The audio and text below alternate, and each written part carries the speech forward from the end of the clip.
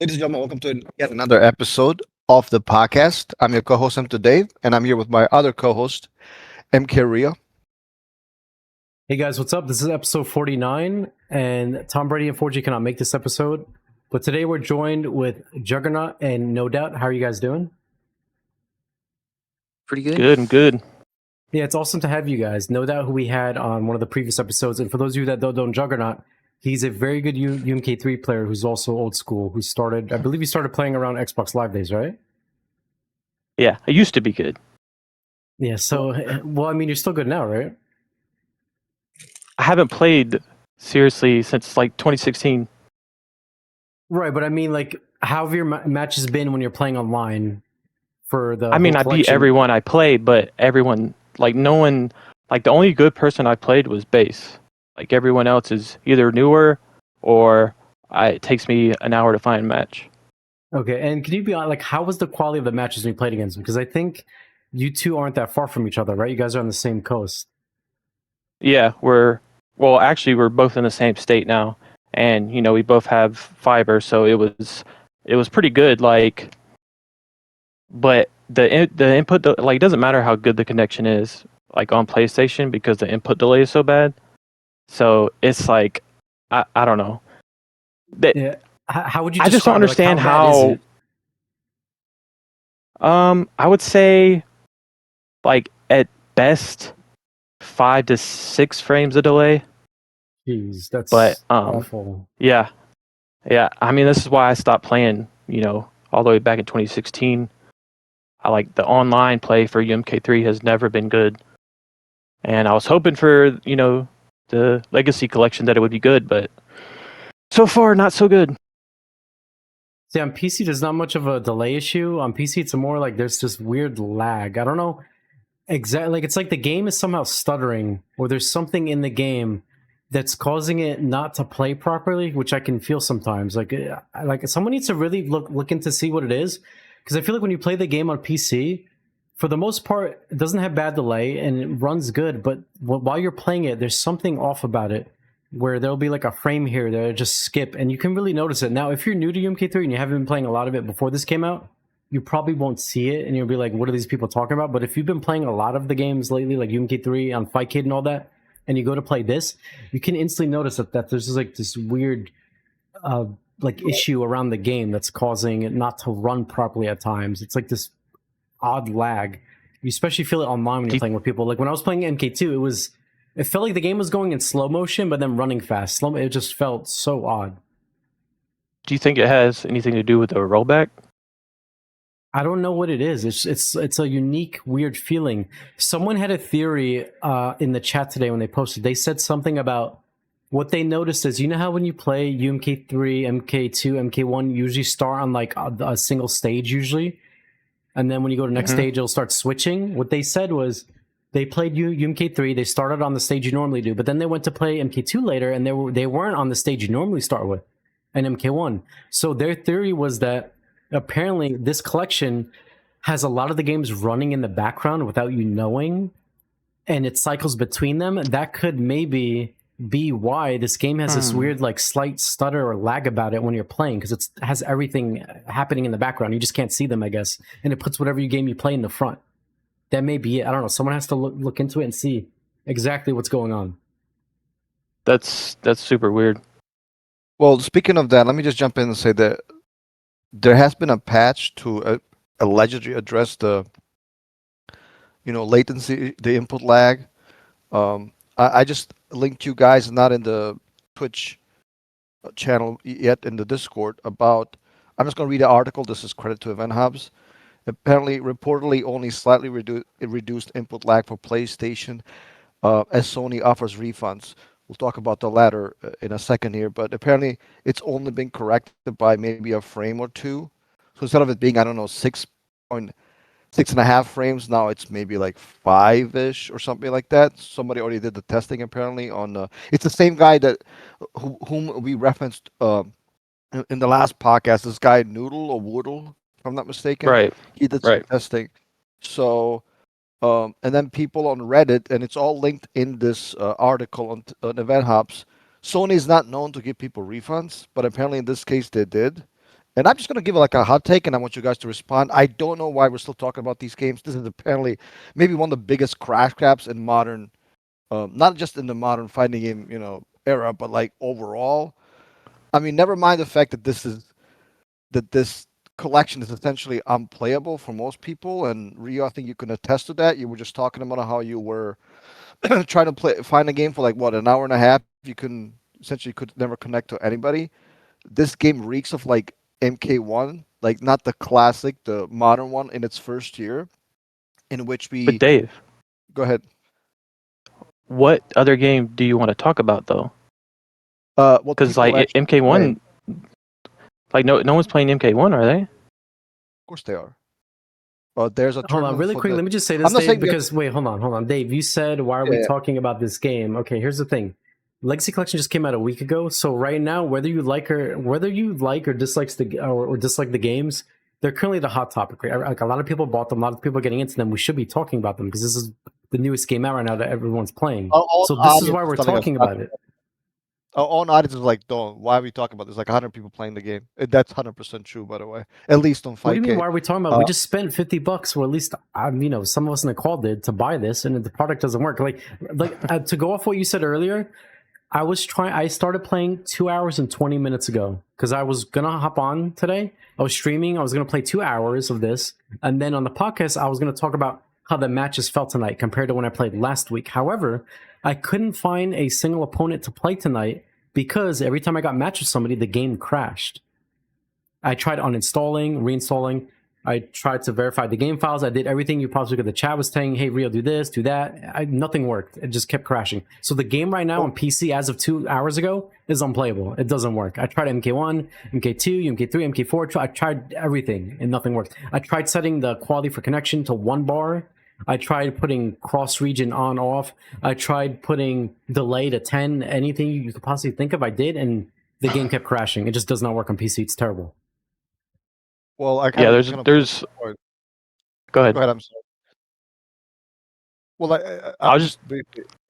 I'm sorry. Like just briefly. No, Sorry. I to just go don't off want to your talk over point. you because No, I but was just gonna say I don't want to talk over anybody because on the past podcast there's a lot of talk over and I could not understand anybody. So Yeah, it's been an issue, and I think we can do a better job of that overall. I think it kind of proves my point is that this is you guys are trying to take something seriously that's not meant to be taken seriously.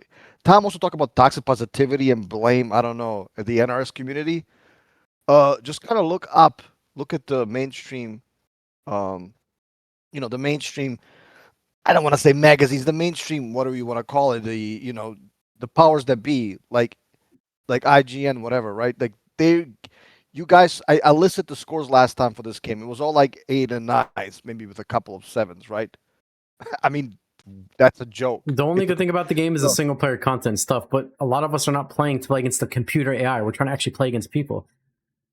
right. Well, So, like, a lot of us being, and also, like, the reason why we're trying to take it serious because we paid $50, Dave, as a product. It should be taken seriously. well, but it's not because it. I don't blame the people who are trying to enjoy these games, which whether we can get into more detail, but I, I, I blame the magazines that gave whatever, not the magazines, like the websites, whatever, the critics rather that gave this Legacy Collection high scores. And sometimes you just got a man like this is unplayable, and I don't know why you're still trying. Like this is again MK1 first year all over again, except it's even worse. Like at least for MK1 it was like a month that was unplayable. This seems like it's just nonstop. And I know Well, it's been out for Jugs, weeks so far. yeah, Yeah. and Jugs in jest, last, he was obviously being sarcastic, saying it's playable. We all know it's unplayable. Why are we talking about this?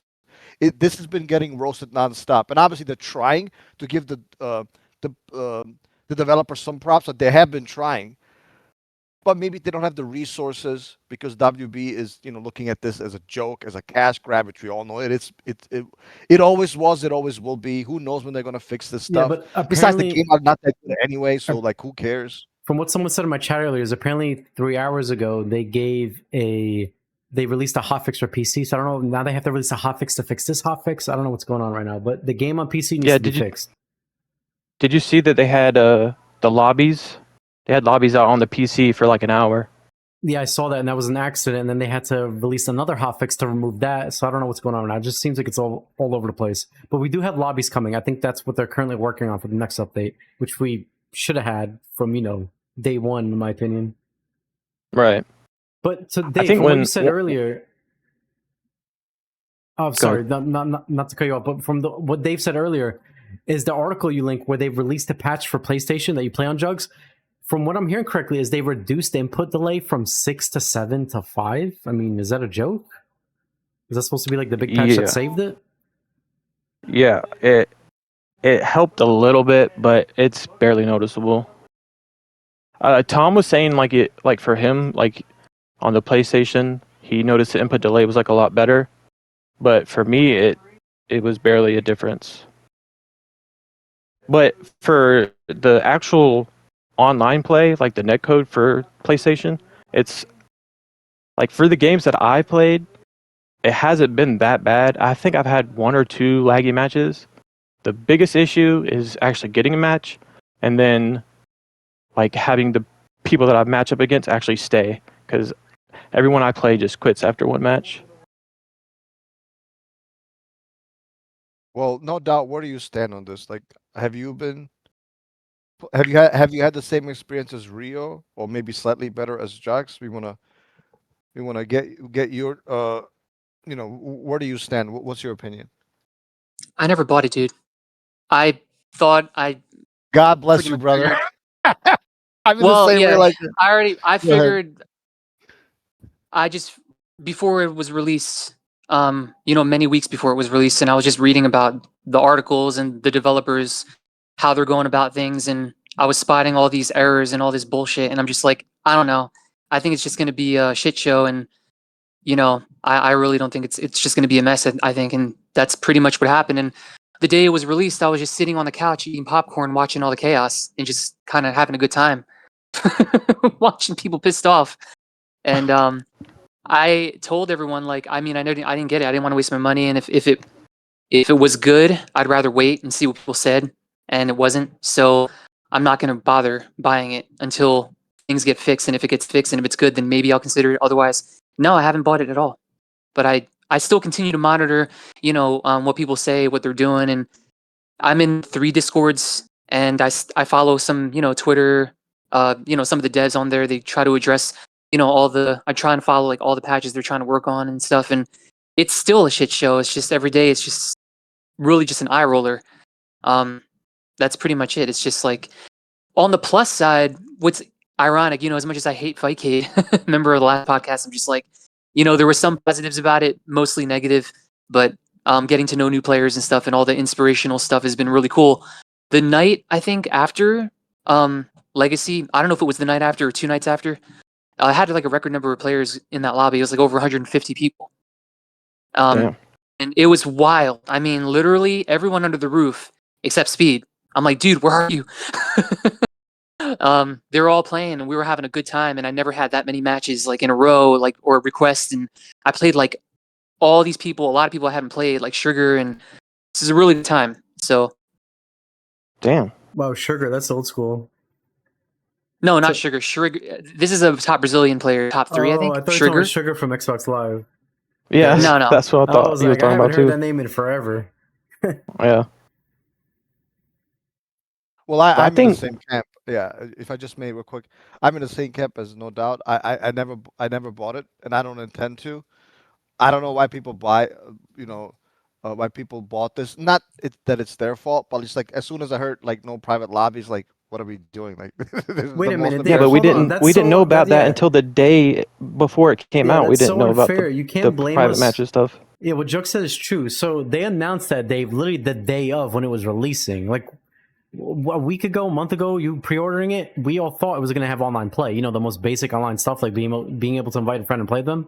But literally, they had to release an announcement 10 hours before it was being released that, hey guys, by the way, just so you guys know, there's only quick play. That's it. Have fun. And we were like, what the hell? At that point, a lot of us were already trapped. So we decided to give it a try. So that was a little scummy on their side to pull that. What I would say about that is the couple details that I heard before it was released was mainly number one, there was no lobbies and no ranked. I knew that. I knew that on the one of the, I think it was a Comic-Con or something. You know, they said, well, what is an online play gonna be like? They said, similar to Fightcade. Like, it was pretty vague. And then there was like a few changes they made. They were like, well, look at this exclusive change to Shang Tsung and Trilogy, and look at this and that. And there's just some errors that I just wasn't sitting right. And then there was a Twitter post that said, are there gonna be lobbies in ranked? Like, are you catering to the high level crowd? Like, what's going on here? And you know, one of the devs made it clear, like, we're trying to target the casual crowd. Like, all these details, I'm just like, was a turn off for me personally. So I don't blame, you know, a lot of people for trying to, you know, for buying. I mean, this collection is massive. It's like 23 games or something for for $50. I think the coolest thing about the collection is the behind the scenes features, because I'm really interested in like art production and, you know, how the games were made. I love the music production. I like the art, the all of that stuff is really amazing. But I already know that's going to be uploaded on YouTube by people, so I don't really need to buy the collection to get all that. So that was basically why I didn't get it.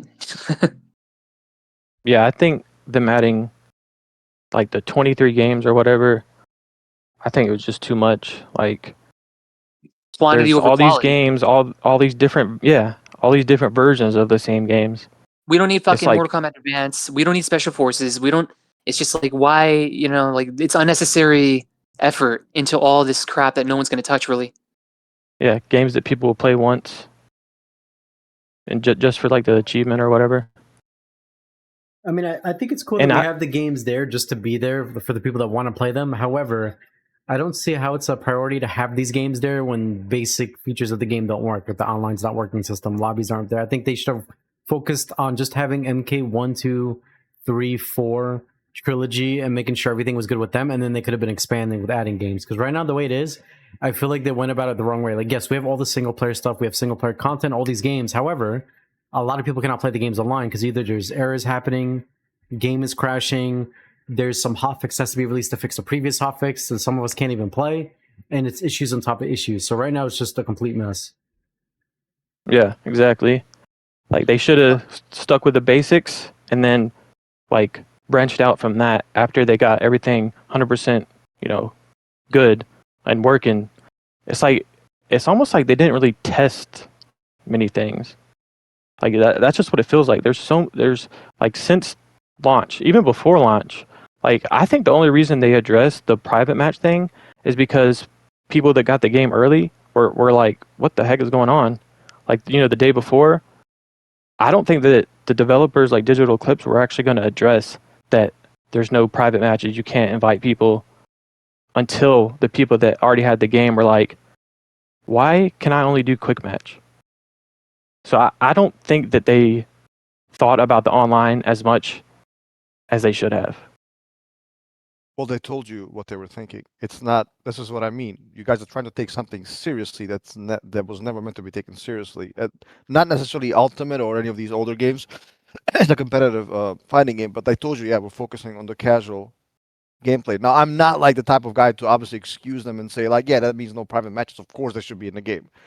But I think they were thinking more along the lines of, let's just give you a perfect example. Like my brother, if you show this to him, he's like, oh my gosh, that's so cool. I get to play the older games, right? He'll hop onto the game, look at the documentary and all this stuff. Maybe he'll try to play one online match, see it doesn't work, and after a long day's work, after taking care of his kids, he'll pop it on for like, I don't know, 20 minutes. And sometimes, by the way, me included, we live in the FGC bubble. That's kind of how a lot of people are probably going to look at this, like, and how they're going to play the game. Again, I'm not excusing obviously the game's issues. I'm the one complaining about them, but you have to keep in mind that this is Warner Brothers, and they probably said to essentially a private contractor, add this in the game. This is the money that we gave you. Try to make it work. And I think because of the backlash, because people like us and many others, they're forced to now look back and say, "Oh my God, like how do we fix this?" And keep in mind, I think these are like super technical issues that very few people in the industry probably know how to fix. Right? You talk about something like essentially like an online engineer, and how many people went to school for that? How many people actually know how to fix this? And how many resources do they even have? And how many staff do they even have to fix this? So this is a very like specialized, specific topic.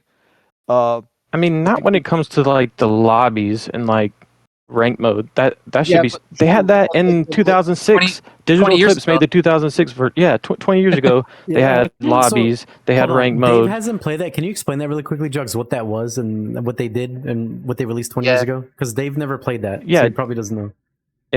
in the 2006 Xbox 360 version of UMK3, it was made by Digital Eclipse. It had the single player arcade, but online it had ranked. It had 4-player King of the Hill lobbies. It had private matches. It had one-on-one matches. It had everything, and it was made but by you're the missing, same people. but you're missing a point. It's not about that necessarily that people are capable of doing that. If you pay people, they're gonna do it, right? It's about how much are you paying them? Do you have enough people to actually make this work, right? Like, do you have enough staff? Do you have enough resources? I've been told that fixing Mortal Kombat X's online cost millions of dollars. I cannot name the source because it was a private conversation with a with somebody who works for NRS to this day. This stuff costs money, and you have to pay people. You have to pay the right people to do this. But we know how WB operates. They will not do this until there's backlash. They don't support a competitive scene. We have known this for years. So it's not necessarily yes. There's maybe an aspect that a shortage of those people, but like you have to pay those people. Nobody's gonna work for free. That's the point that I'm making. Yeah, but Yeah, I also mean no one's And I lobbies doing think aren't jobs anymore. lobby. Like, okay, you can say that for rank, but lobbies that doesn't necessarily have anything to do with the competitive scene. but even Like, if there were or lobbies, the private matches. but even if there were lobbies, the game will still be unplayable on PS5 just because of the lag. So, Yeah, and that's a very specific issue. the input delay. Yeah, yeah. Dave, what Jugs Yeah. is saying is 20 years ago they made a game for Xbox Live where they released UMK3 Better. and it had lobbies, it had like rooms, it had all this, it even had voice chat in the game. I don't think you're able to voice chat in this. And like, why is it 20 years later? All these features, where are they? Well, I already Yeah, explained to you why they're not possibly there, right? Maybe you can say lack of competence, but it's not because we know the same company, like you said, did this 20 years ago. We don't specifically know because none of us are in the meetings in these conferences, with these executives. All I can tell you, I mean, they're telling you it's a casual product. Like they're literally telling you, it's not something that's meant to be taken seriously. I Hold think they were on, but this thinking, hey, doesn't make sense. This does not make sense. If it's a casual product, in what world are you going to see casuals go like, I'm a casual player. I just got home. I don't care about playing the game seriously. But hold up, let me boot up the training mode. Let me do AI record. Why is that all in the game then? They have training mode with so much depth. The training mode isn't even this good on Fightcade or anywhere else, main. They put so much effort and stuff into that, which I guess you could say is part of the single player experience. However, them going to the effort to put all that, not to put lobbies, not to put rank, not to like expand on that, to me is a waste of resource. If you're gonna have a training mode like that, where it literally teaches you how to play the game and you can learn and record and do everything, then you need to have also a ranked, because otherwise it makes no sense. Yeah, just to be clear too, in order the thing about the no competitive, like the casual target market, you kind of had to fish for those comments. Like those are specific Twitter statements, those are specific clips from media outlets. The general promotion of the game was very polished and very, it looked like, oh my god, rollback netcode, and it looked like the gem. You know what I mean? Like the average person looking at it, or the average high level player, would be excited to get it. So they did sort of, in a way, it seemed as if they misrepresented a product. So in defense of people who did buy it, like they wouldn't have known what route they were taking unless they started fishing around for what devs are saying on Twitter and what they're responding to with, because really, like Goku Ren and Dead in this Discord server I'm in, like they really are going out of their way to try to fix things, and they've really gotten answers and gotten details of like what decisions they're making, what decisions they're not making, what they're working on, what they should have been working on months ago. It's almost like they got to be spoon fed. It's just like, why don't you just come to the Discord and get the goddamn team to come in there and do things right instead of hiring these people who aren't even doing their job, who don't know what the fuck they're doing. So Well, actually, I think the marketing agreed. was terrible. I don't think they The were what? the marketing, the advertisement, the commercializing Yeah, of the game, I think was horrible. So I don't. yeah, it Yeah, was. they said. I mean, and oh my God, surprised they use buzzwords like rollback netcode and training mode. Okay, good. Like, who cares? Like, We know that they're they're snake oil salesmen that they're trying to sell you a product. So I don't think that's much of a surprise. But anyway, I don't want to like speculate too much because again, none of us at the meeting, none of us actually know what's going on. Uh, to me, again, personally, the product, I'm not making excuses. It is a failure. There's no question about that. Uh, and that's even beyond. I think the games are not even that good in the first place. Ultimate, its own community, like at least half of them despise the game. We have had guests like Biggs and Summoning mention, yeah, like, oh yeah, we play it, but yeah, the games are bad. Like, so even our own audience is like saying, why are we still talking about this? Like, I don't, like to me, not only is the basic functionality lacking, but these games themselves are not that good. At least most of them, I would say. And the games that may actually be good, they didn't even include something like N64 Trilogy, which looks like the most balanced, the most visually appealing, and the most competitive game, at least according to some sources. So, in literally every aspect, this whole thing is a disaster and mostly a waste of our conversation, in my opinion.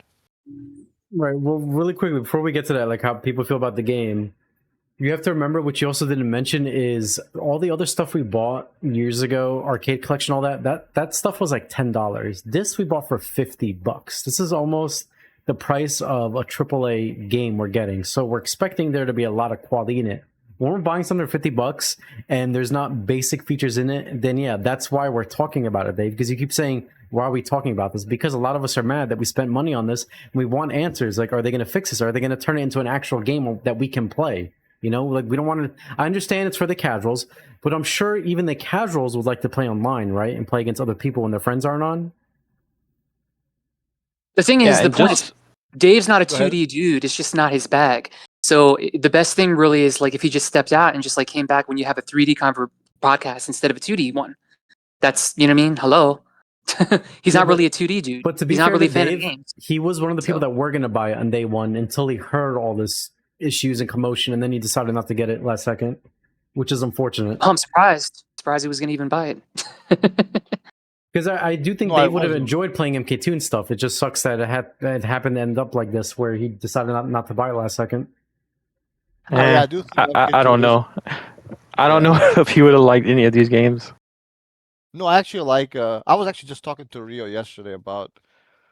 I do, for example, think a character like MK2 Jax is right up there with Super Turbo Guile, Super Turbo Dawson as one of the most original zoners that I've ever seen in terms of like the way he zones. Because how many characters have like a ground palm move like that, in which you have to hold out on a button and still kind of manage, the footsies, the mid-range game, right? You lose access to the sweep, right? So that's very original. And from what I understand, most people kind of stay away from the character because there's an execution barrier. It's kind of like using kind of like Cody in Street Fighter, but more of a zoner, right? Because he kind of has to hold his button down. So that's very interesting. It's Yeah, very well designed. Jack Yeah, go Jax is ahead. the only character I use in MK2. He's so Yeah. much fun. He's fun to play. So there are some some good traces of character design, and I was telling Rio yesterday, I wish they would implement a zoning character like that in the modern MK games. Like do stuff that works. Stop making crap like wrist shot, wrist shot, wrist shot when Well, you know this stuff. why they're not going to add jacks like that in a modern game? Because first of all, can you imagine people playing on a controller trying to play a charge character like that, where you have to hold one button down? Then people are going to be like, "But this is dumb. It's awkward. I have to hold my finger like this. Then I can't press other stuff." Or this is dumb. I'm holding this button down, but then I can't do the other moves that require the button that I'm holding down. It's like, well, yeah, that's kind of the point. Like when you're holding that button down with Jackson MK2, you lose your ability to use sweep and some other moves. Like that's kind of like the downside. So I think it wouldn't fly well with the modern audience. They'd probably find it tedious. No, that's fair Also enough. I'm for just saying. Yeah, yeah. Just real quick, I'm not a hater. Like there are again good traces of gameplay design. Dave's more Maybe he's more so talking about UMK3 and the drama because these past recent episodes people have been coming on, saying they either don't like the game or this is cheating or the jab and so on. So there's like all these like issues around it. yeah, I well, plus mean, I came in here to address some of the bullshit talked about me last time. But go ahead. yeah. You definitely should. Yeah, you definitely should. Maybe we should just go with that right away. Go ahead. that works. No doubt. Go ahead. Yeah, well, because first of all, the last podcast I was mainly on to, because it was before Legacy came out. You know what I mean? And there was suddenly a talk about glitch jabs and keyboards, and you know what I mean? I really wanted to try to help the community. Just let's say Legacy was going to be good. You know, like I didn't want to go back in time again and just discourage new players from, you know, not wanting to pick up high level play or learn it or just quit and see the high level play as just completely dismissive. I really was trying to help show that, you know, glitch jabs or whatever flaws you want to call them still have created a dynamic aspect of gameplay that can be understood and just has to be taught a little bit better and explained a little bit better and all these kind of things. And you know, with all this fabricated, in my opinion, like Dave might have said, or you know, Tom was asking repeatedly, like, well, where is this hate coming from? Where is this drama coming from? And you know, it was asked like, why is there drama? Why is there backlash? And the first answer was, I didn't see any drama. You know, on Tester Might, on Twitter, in the Discord, I'm in 3 Discord chats. There's no backlash or anything about, oh, Detroit cheated. Like, oh my God, there's nothing. Like, really. And the first year Detroit won, 2024, right?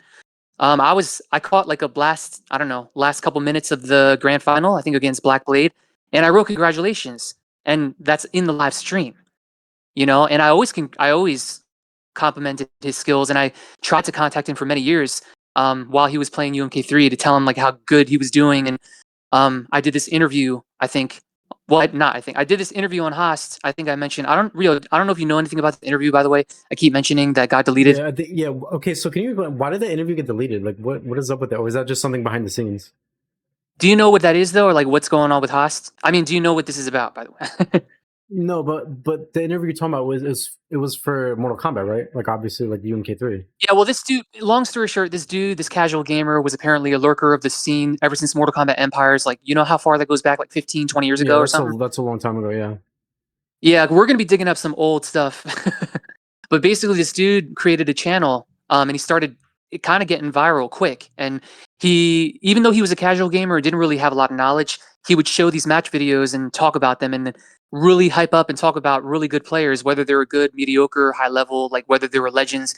And then he started to interview a lot of players, whether they were OGs, whether they were regulars on Fightcade, whether they were this or that. And I was like, this is unique. It's like instead of hearing the same, you know, people like Shock talk about the same stories over and over and over and over and over and over again, we got to hear different players from different parts of the world talk about how they became good at the game. And you know, every story is unique, and it was sort of like real, just interesting to hear. Like no filter. He kind of just let everyone just talk and go, and I just thought it was really unique of a channel.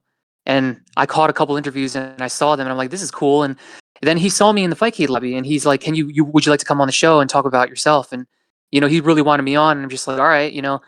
I really thought it'd be cool. It's funny, I never did an interview, you know, about anything. I had told him like none of my family members, none of my friends, they don't really know anything about this. So I'm like a weirdo in the community. I'm not really a gamer at all. I've never been in my whole life. I've never been part of the tournament scene before that. I have nothing to do with this kind of lifestyle. Actually, I have a whole different lifestyle. So I went on there to just try to show people like if you have a hobby or something that you're into, you can surprise yourself and you might become good at something. That's really the point, you know. And I thought it'd just be interesting to show like how someone like me can, you know, end up winning all these tournaments somehow. And then really went over like everything. And I spent like 10 minutes in that interview. This was a long one too. It was like over 2 hours. And I talked about this cool thing with Detroit winning like NEC. Remember, Rio, you and me were in the pit watching him beat CD Junior with Shang Tsung. Yeah, remember Mortal that? Kombat This 9? was 2011, I believe, or was 11. 2012? Yeah, 2011. Wow, so 2011. a 2-hour You interview? That's insane. it went on for a while. Yeah, because like I attended so many. The thing is, like I forgot about all this stuff. Like it's been so many years and so much that happened. All my trophies are in storage, collecting dust. They're like damaged. I really don't care about them. I should be caring about them more. Like all this is just, you know, I had my time in 2011, and ever since then, I just tried to support, help players get better, watch my favorite players, and just try to support the community. My competitive days are long over with. I've been over with since 2012. But you know, on this interview, I thought it would be cool to reflect. I'd spent 2 weeks or a week or something researching everything, looking at old articles, digging up all my trophies, and trying to find out like all this information. And all for this to get deleted by some bullshit. But basically, my point is like, I spent 10 minutes out of that interview talking nothing about how cool Detroit was and how you and me were in the pit and we're like, we didn't think Detroit would win, but he totally beat CD Jr. and, and it was a cool story about, meeting him online and then meeting him offline. And you know what I mean? This Yeah, notion and that I'm a hater of his and stuff, it's like complete bullshit. Like this also was the whole during thing. yeah, this also was during time where CD Jr. was pretty much dominating everybody with Jax. Like back to back Yeah, tournament yeah. wins.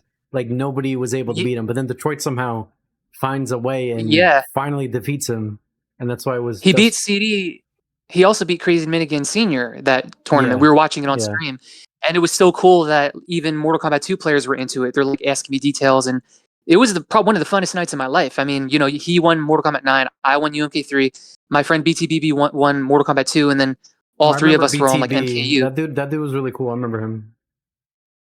Yeah, BTBB, and then there was like a money match room with Tom Brady, and like I don't know, it's just all these stories were just like Yeah, so wait, it hold on. was a So good real time. quick, And what this interview thing, did it have to do like did drama happen or did the guy just like leave the FGC and then deleted all the interviews? Like can you expand on that?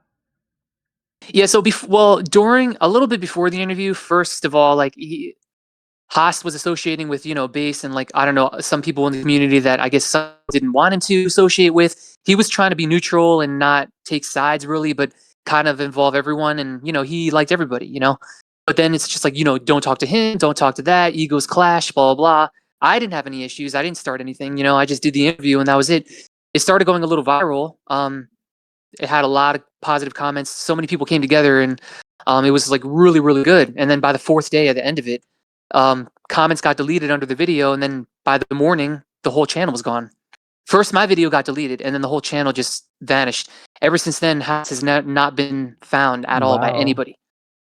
And he didn't give you a So copy it's of the literally interview for yourself to have? Because 2 hours is a lot of no. time to just No, delete. and it's fucked up because I really tried my best. Not just me either. Like even Shock and a couple of other people that did interviews from MGO and Ali did an interview. He interviewed like really big people, like Yeah, big people, the biggest people. He tried to get Detroit on as well, and it's part of history too, he like having we went out interviews of like our that. way.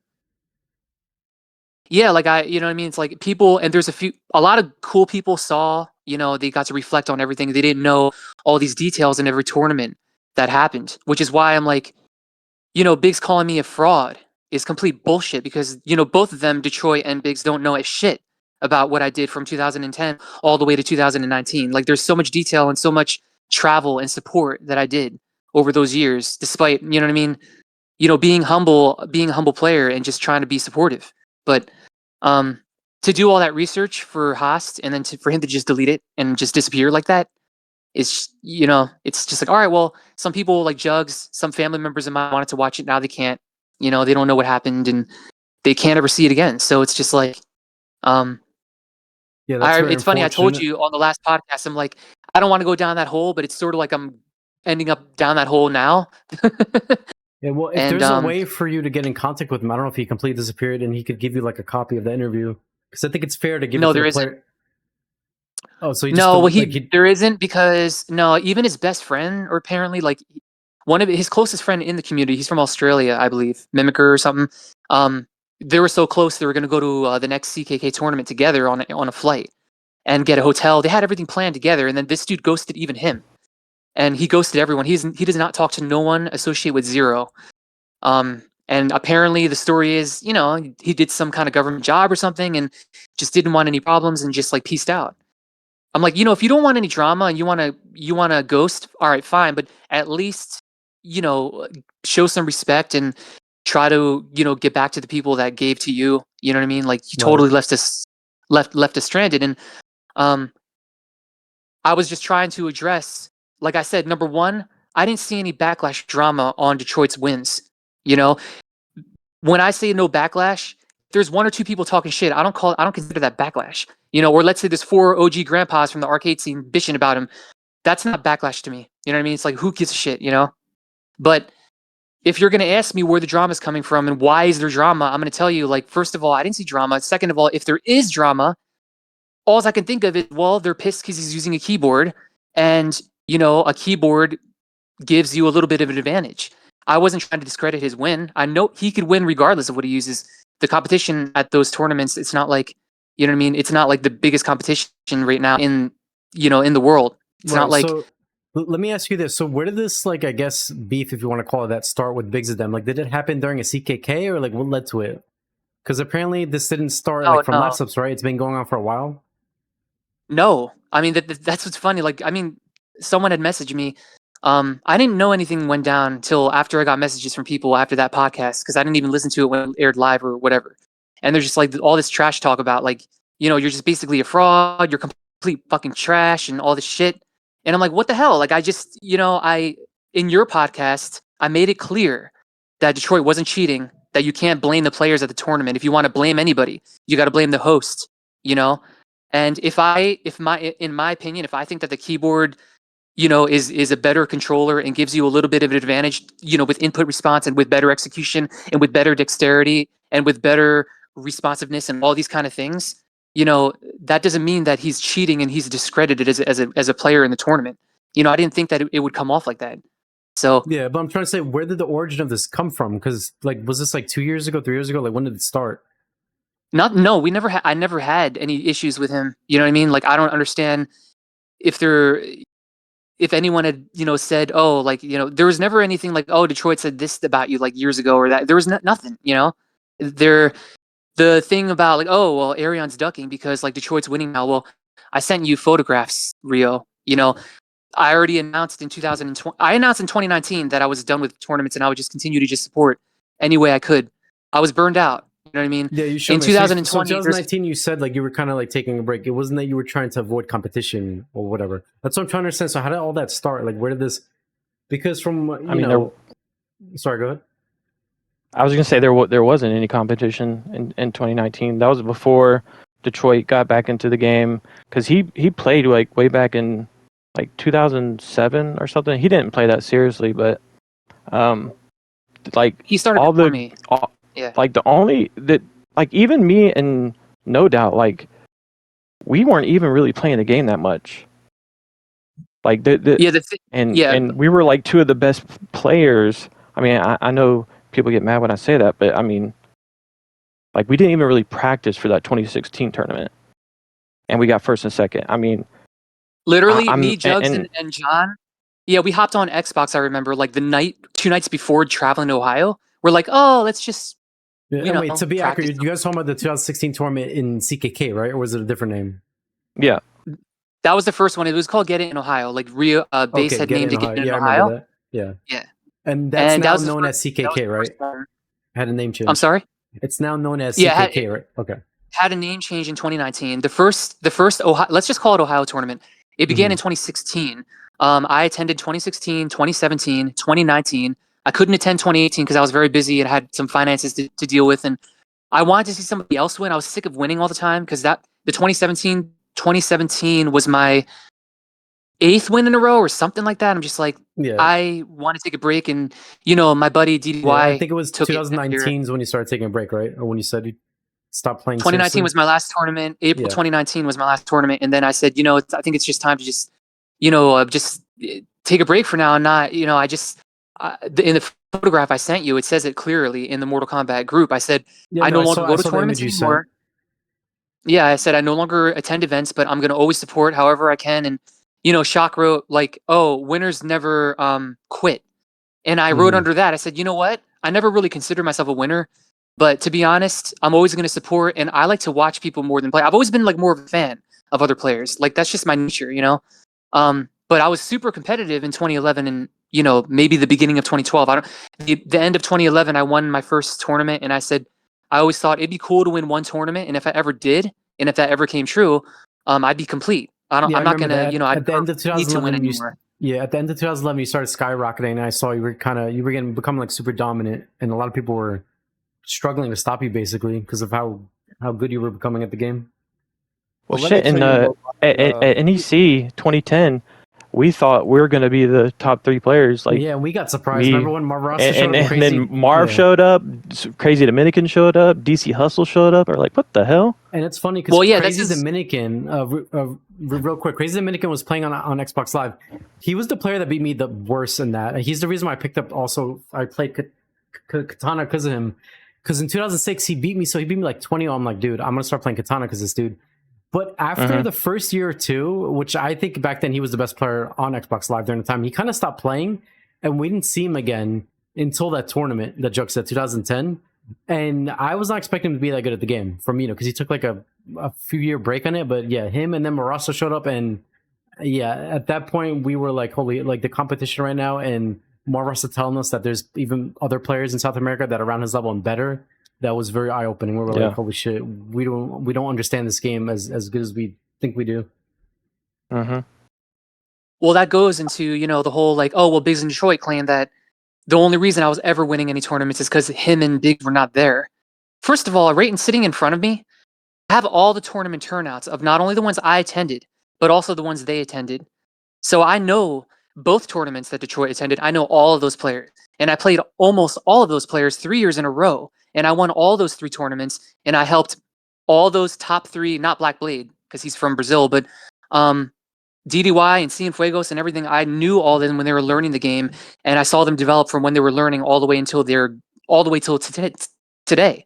I helped a lot of these players, get good, and I trained a lot of them, playing them over and over and over, trying to help them out. So it's incredible disrespect to just say I'm completely fraudulent and to say, oh, these players like Cienfuegos and Blackblade, like you would never measure up to these guys. Like you're complete garbage. Like you're nothing. Like you're complete shit. The thing is, I'm an active player right now. Even though I'm not competitive, I am kind of active at the moment. I play with a lot of Fightcade, all the modern players. I play with Ali. I play with Isum. I play with a lot of top Brazilian players. I'm in a big Brazilian group. Speed. Remember, he said he thought I was like the best player in the U.S. Even though I disagree. And Detroit wanted a photograph. I sent you 4 photographs of him saying it in Portuguese, yeah, it's real. and him saying it in English, and also from one Brazilian sending me 2 messages about that. So I have every fucking thing at my disposal right here. To discredit me and say that like because I only won those tournaments because everyone was dog shit, that kind of disrespects everyone else. Like you, Juggernaut, Crazy Dominican, Marva Rasta, all these players that I went to the tournament with. And I didn't really place poorly in anything. I mean, I placed top 5 in my first tournament, and I had only been playing 3 months. Rio, you remember? Yeah, I remember because when I first came across you, it was on MAME, I believe. Yeah, I met you in September of 2010. It was like my 2nd month playing or something like that. And you had come fresh off of season of meetings, and I'm like, oh my god, a celebrity's in the lobby. It's funny, I talk about you I remember when me and Winter Wars and a couple of us were playing, you would join us sometimes, and we really didn't know who you were, but then you started playing with us. And then it became a regular thing where we all started playing together on MAME. Yeah, I was telling Haas, like, talking about you so much in the Haas channel. I'm like, literally, the reason why I went to any tournament, the first one is because of Rio. It's like he's really that one that started it, and the rest is like history. Yeah, well, if it weren't for also Rio, me and Winter Wars, we were playing together, and we were also going to go there, and then you were going to meet us in person because we were playing a lot on MAME. Yeah, and NEC was coming around the corner. You're like, hey, you got to go to this tournament. And I remember telling you, like, I don't know, I don't think I should go. Like, there's probably pro players. I'll probably just get like last place, and it'll be a waste of my time, your time. and then I go and I get top 5. You got Marv number 1, Crazy Dominican. You got 3rd, Juggernaut got 4th, and then me and DC Hustle tied 5th. Yeah, see, that's out of like looking at like the outside in on this.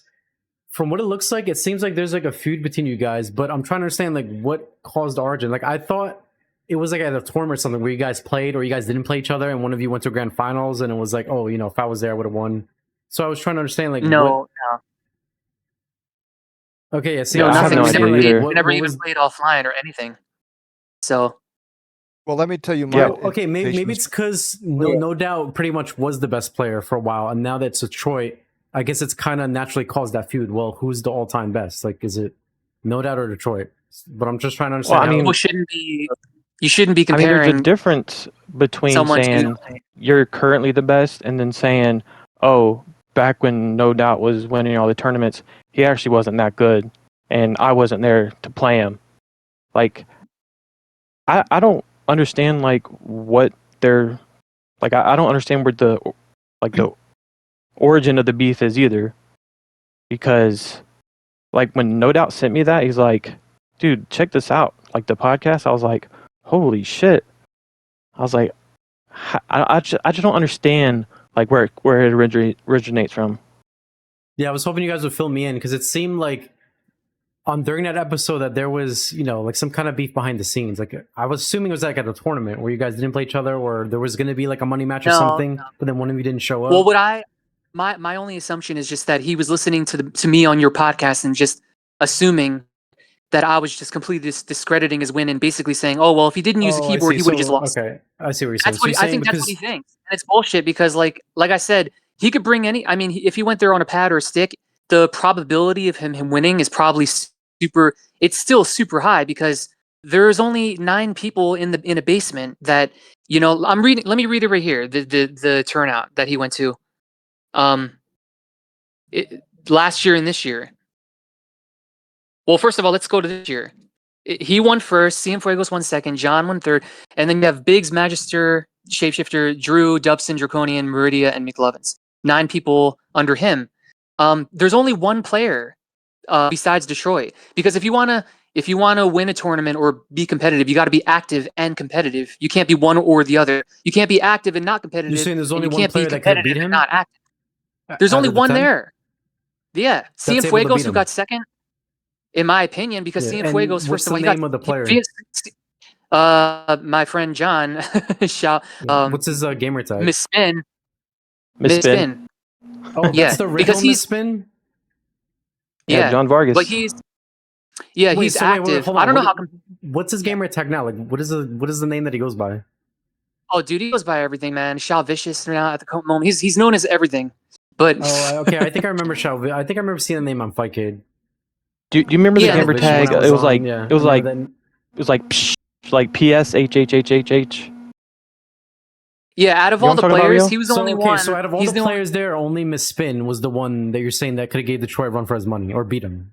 Well, yeah, and he's not competitive though. He's just active. Like he only goes to support. Like he isn't really. If he were competitive, he'd be using Cabal and Kung Lao and doing all his big ass combos and training. He goes there and just uses Striker. You know what I mean? He's just fucking around with Me Oh, and so he doesn't even play the John game are seriously. You're like, saying like yo, he's just playing for fun. nah.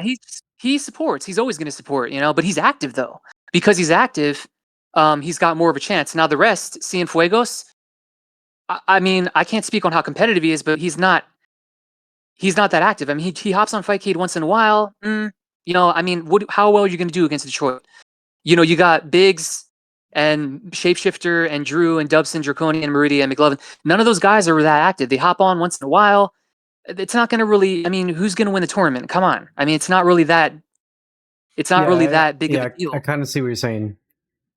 If Detroit wants to, in my opinion, like if he really wants to test his skill, it's better to try to go to South America or Russia, like where there's way more bigger pool of players and just more, more going on. Is right now in the US the competition is not that high, Yeah. Well, I mean, the So problem with going to Russia is that they have Well, kind of, from what Biggs was saying last time, they have some weird rules in play where you can't play Cabal or some characters are banned and you can't do Infinite. So the game would feel pretty weird to play there. Well, Ali had wanted to talk to you about that because he said Biggs was just talking bullshit and didn't know what he was talking about. So I'll leave that up to So Ali. Russia doesn't do that? They don't ban characters and have rules? Well, apparently, according to Ali, he got everything incorrect. And from the only thing well, I I can didn't say, know this because two things I can say about Russia is they regularly stream competitive tournament matches, both mostly online, but they do offline events also. They do them regularly, like every single month. There's like a $1,200 to $2,000 event every single month. Like they are hardcore. Their streaming is huge. All their players are like really, really tight. They all use keyboard. They all use hitbox. They all use the highest level of hardware. And what I had heard in the past, and I think this is cool, they do like rotational tournaments where it's like one tournament you'll have like all low tiers, then another tournament you can't do maybe a corner infinite, then another like they kind of switch things up. I thought that's what I had heard, but I think Ali really wants to go on your channel and talk a little bit more about that Russian scene in the community because it's very huge. He was, I think, trained and brought up by it. Yeah, He's I from think it'd be Azerbaijan. awesome to have Ali on because, in my opinion, he's one of the sickest UMK3 players I've ever seen. And I did get his friend request on Discord. So if he wants to be on one of the upcoming episodes, I'd love to have him on. Well, yeah, you should have him on. I mean, he's one of the focal figures in modern gameplay and he's also super. Honestly the best reptile I've ever seen. I've saw some of his matches. He almost never drops the reptile infinite. Yeah, is very he's consistent. ridiculous. And he's doing it online. To be able to on top do of that online, online consistently, that's ridiculous. Well, I think yeah, the the thing in my dedication is. interpretation from can you guys hear me? What? My interpretation is that I think. Can you guys hear me? Yeah, we hear you. Yeah, yeah. Yep. Yeah. My interpretation from everything that I've heard is that I don't think Detroit Ballin and Biggs. I don't sense any maliciousness in their approach. I think it's just two guys who are looking for You might competition. cut out. Maybe some sour Okay, maybe it's some back. sour grapes happen. Yeah, sorry. Maybe some sour grapes happen somewhere along the lines. But then again, I'm gonna use Ariane's own words. Essentially, in the United States, it's 20 guys playing in their mom's basement. I'm sorry, like I don't mean to disrespect anybody, but look, I want a tournament 250 people. Like not one, but like I got top 8 at 250 tournament at Evo, right? Like I'm not like the one. Look at my accomplishments, but like Dave, you gotta obviously the fix your mic, competition man. It is keeps missing. it gets low and then we can't hear you. Okay, hold on. You guys can continue. Let me step up for a moment. Hold on. Go ahead. Yeah, you may have to replug it in. Yeah, sorry about that, But guys. I think Dave you was know, just having issues. yeah. To Oh wait, hold on. Rio, have you ever heard of a guy named JDW? I did, and apparently, from what I heard, people said that was me playing on a Heidi. But Dude, first of all, I saw one of his for matches. so long, I don't play characters people like were saying Sector. it was you. Yeah, I don't play characters like Sector, which seems to be one of his characters. So who is that? Can we get to the bottom of that? Like, who is that? It's obviously someone in the USA on a Heidi, but who? Is it Shock? Is it like well, it's Crazy interesting Dominican? you're Like, who bringing is this it? up. A cheater. Well, I could probably talk about it the most Wait, since it's I a have the most cheater? experience. Or was it I'll Well- let No Doubt explain. Okay. Well, first of all, this is a player that I met in the main lobby in 2017, maybe the very late 2017. Hmm. And I said, "You're interesting. Have we played before? Like, you just seem like an older player." He's like, "Yeah." And I said, "Well, what was your old tag?" And he never answered me ever since that year. Is it Winter He never Wars? revealed. Because Winter Wars disappeared randomly. Is it him? No, no, it's not Winter Because Wars. he's used this His Sector. I'm like, wait a minute. no, he doesn't. Rio, and I think he doesn't use His Sector is not really his main. He uses kind of a Okay. variety, but It could have probably been the ones that I mainly, watched then, where he was playing a lot of Sector for some reason. yeah, like he would flop around characters, but mainly he'd be using Jax, Katana, and I don't know. He kind of does a variety, Cabal, and he just reptile. Like he kind of flips around, but he was an okay player, had some good fundamentals going on. I was very suspicious. He wouldn't say who he was. He kept his identity just private for years. And then, someone found out that his IP address is in Maryland. We're like, all right, well, we know his location. And then, suddenly he got all these VPNs and just appeared in different parts of Brazil one night. And then Your mic's dying. Yeah, your mic's going out too, no doubt, for some reason. you hear me now? Yeah, now we hear it. But you said it was someone from Maryland. Right. So what? Maybe Yeah, DC his Hustle? location- Because I remember he was from that area. I No, believe. it's definitely not him. And then, around 20, like, I'm going to say 2019, 2020-ish, his gameplay started to become real suspicious to me. I was the first one to notice. What do you I'm mean just by like, that? I don't Like understand. Cabal ensnares perfectly? No, it was just automated counters, as if you're fighting a CPU. Like, if you jumped at him, it was like perfect 7th frame uppercuts every single time. I'm like, what the hell's going on here? Like, is someone that good? And I'm like, why are these moves looking Is this on scripted? PC? Is this on PC, by the way? Yeah, it's all on PC. Yeah. Oh, So- Rio, who would have thought? Rio, oh my God. I never thought that would happen, Rio. What are you talking Yeah, about? so We'll get to that conversation in a moment here. But essentially, just like- Rio was... Yeah, go ahead. I'm sorry. well, I was just like, what the hell's going on? And it didn't seem right. And I'm like, I just don't buy this. It's all these moves seem, to literally some matches he would just flawless everybody, like with no reads, no nothing. It's like a robot playing. He's like and I'm like, reacting how are to these- everything you do and shutting it down, basically. Like you Exactly. jump, he enters. You And do it's this, he just- counters. It's like, what?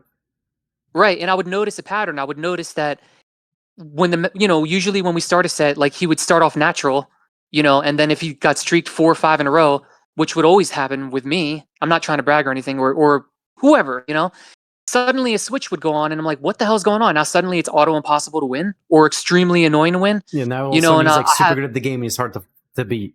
like instantly, Yeah, and I like started. from last round to this round. Yeah, and he would just demolish anybody. He beat Marvarasta 30-0. He beat Crazy Dominican like some. What? He would just like literally, Marvarasa and then 30-0. Okay, that's a bit. Mhm. Well, let It's me. wild. Is my mic good now, guys? I'm sorry about earlier. I apologize to the audience and to you guys. Let me just say this just real quick. Yeah, Mike's Just to good. like, yeah, I don't want to discredit. Not that you guys did it, but like, I don't think what I was gonna say. I don't think Detroit Baldwin and Biggs. I don't attribute any maliciousness to them. I think it's just two guys looking Yeah, for the best competition. but no doubt saying that they did be a little too harsh though. You know, like they No, maybe could have no, went about it a different way. no, absolutely. I'm not denying that. I think, I mean, I'm going to use No Doubt's own words. It's in the United States, it's like 30 guys playing the game in their basement. True. Like, Well, look, here's it's the thing. truth. The whole look, you're true. There's not a lot of people that play, but the whole point, this collection coming out was supposed to fix that. That's why if it actually worked, now you have a lot of players to play and learn the game No, in ranked mode. That's why a lot of us absolutely. are talking about it and we're mad, Dave, because this would have made UMK3 become like 100 times bigger with everyone playing Well, it. I'm fair enough when we can circle through the argument, but another thing I want to mention is maybe a slightly different topic here that I think not I think that I know Rio and I had our major disagreements on privately. It's this PC thing, and PC gaming and um, Ari, no doubt you don't have to answer. Just answer honestly. How many times have you seen cheating on PS5 or on Xbox? Like, do you think it's common? Do you think people are cheating? I can't answer that because I actually never. I only owned a console for like a year of my life. I don't even own a console now. No, Remember, I'm not no, a no gamer. doubts. No doubt's Jug, not a gamer. He's not a gamer. Yeah, I'm okay. not. Well, Jugs, let me direct the question to you then. Like, do you think Yeah. cheating is common on consoles like No, PS5 or no. okay? So Rio and I had a passionate argument about PC versus console gaming, and we know that Oh God, FGC here we essentially go. is. Well, I have to mention it because essentially it goes into what now Dad was mentioning. PC gaming is mostly a joke for fighting games because of stuff like that. In fact, you can literally see Knee, obviously the most prominent Tekken player along with ours on Ash. Literally on his channel, he was playing on PC. One of the most common, actually one of his most watched videos is the dude literally goes in Tekken 7 and fights like Devil Kazumi. Like, what am I watching? Like, and obviously it's all PC. So there's always this issue. Okay, Like, wait, people, because Jugs and they may not play Tekken. This example is imagine you going to play ranked in UMK3 and your opponent fights you with Shao Kahn all of a sudden. You're like, what the fuck? It's not even like a playable character. yeah, exactly. What So the hell? yeah. So essentially, like this person was using like an unplayable boss was completely broken, and even Rio. I'm not going to go into too much details, but we played this Outbreak game. It's like an old school Resident Evil game, and we were questioning. Not going to name any names, but like individuals, like all of a sudden mastering a just frame like 2 months later, like to the point it's just like just the person never messes up, right? It kind of goes along with No Doubt's example, right? Like, it's just like I'm scratching my head and I'm like, what the hell is going on? Like, how is this possible? Like, how do you go from, hey, this move exists to 2 months later, like now all of a sudden you're an execution god, right? Like, it makes no sense to me. That's why I think PC gaming, at least for fighting, is a joke because people always, by cheating, I mean, they either pick these crazy bosses or, they use macros and it's hard to prove and it's hard to regulate, even if you're the developer. Yeah, but that's I, nothing to I do with just the want to game get, on PC. That's a whole different topic. well, I know, So well, for Tekken, I think it was Tekken 8. Like I saw a bunch of videos of people cheating. Was that on PC, like the auto ducking and stuff? Was that all yeah, it's PC all. or was that console Well, too? no, it's all PC, of course. What else would it Okay. be? Like PC is fraudulent for fighting games because people will always cheat. And again, it's not even about, they have maybe Wait, hold on. some This hacking argument game. makes no sense. If people are cheating, it doesn't mean PC sucks or the games on PC suck. It means that the developers should be in charge of, I don't know, regulating their games and banning the cheaters. Yeah, How is but this like the PC sucks? Actually, how do you people rather play regulate? on PC than console because on PC there's less input delay and the games run better. Well, isn't that a developer issue too? You can't have it both ways. Which one is it, My Rio? point is, let's say we're gonna have a tournament, or you go to a tournament. I mean, the cheaters are gonna get banned, so you don't have to worry about them. But yes, they're annoying online. However, the developers should be, managing their game to ban these cheaters, especially when people are getting reported or whatever. Like they shouldn't be allowed No, but fair to enough, bust but it's out very Shao Kahn difficult. and UMK3 ranked matches when it's like, like that's on the developer's problem, in my Well, opinion. certain cheating is more subtle, like using a macro, right? Not at Yeah, a like if you're tournament, but using like I online. don't know, let's say like from what Arion said, you We're talking about approach. scripted movements, and I'm going to get into the detail more. But go ahead. Yeah, like let's say you try to approach someone, they always one frame grab you. Like, would they have some macro set up where you cannot move, or whenever you do, they interrupt you, or they always answer. Things like that is dumb. But eventually, I'll tell you this: every cheater eventually gets caught. When they do get caught, it's up to the game or developer, whatever behind it, to ban that person. Right. Yeah. No, I'm not denying that. So I'm it's just not saying that the games suck on PC or this and that. It's that there's going to be cheaters, but the developers have to regulate it. And like Fightcade should be banning these people. well, Well, what people Dave are might be trying to. saying is it just sucks in period to play on PC because you got to deal with that bullshit. But you know, what can you do? You know, when it's the best platform to play a game on, you're gonna have to. Yeah, Exactly. It's like you know, would I want to play on do I want to play UMK3 on console with a 6 frame delay or PC? Obviously I want to play on PC. What the hell would I want to play on console? Well, I would use your argument. You can't have it both ways. It's like, yeah, if console lags, that's a developer issue. You can't have it both ways. Like, Yeah, which one but is it? Like, cheaters running rampant without being checked is also a developer issue because they need to be, well, regulating their games. no, You can't have people cheating like that going I unchecked. agree, but hold on a second. There's a difference between somebody like clear cheating, somebody using an unplayable boss like Shao Kahn or Devil Kazumi or whatever, Shin Kazuya, and like somebody macroing. Those two are not in the same category, right? Not that it's not cheating, it's Right, just but I like feel like you're painting it in a way like a gotcha moment where it's like, see, guys, this is why PC sucks. We should all play in console. When it's like, I don't really agree with that.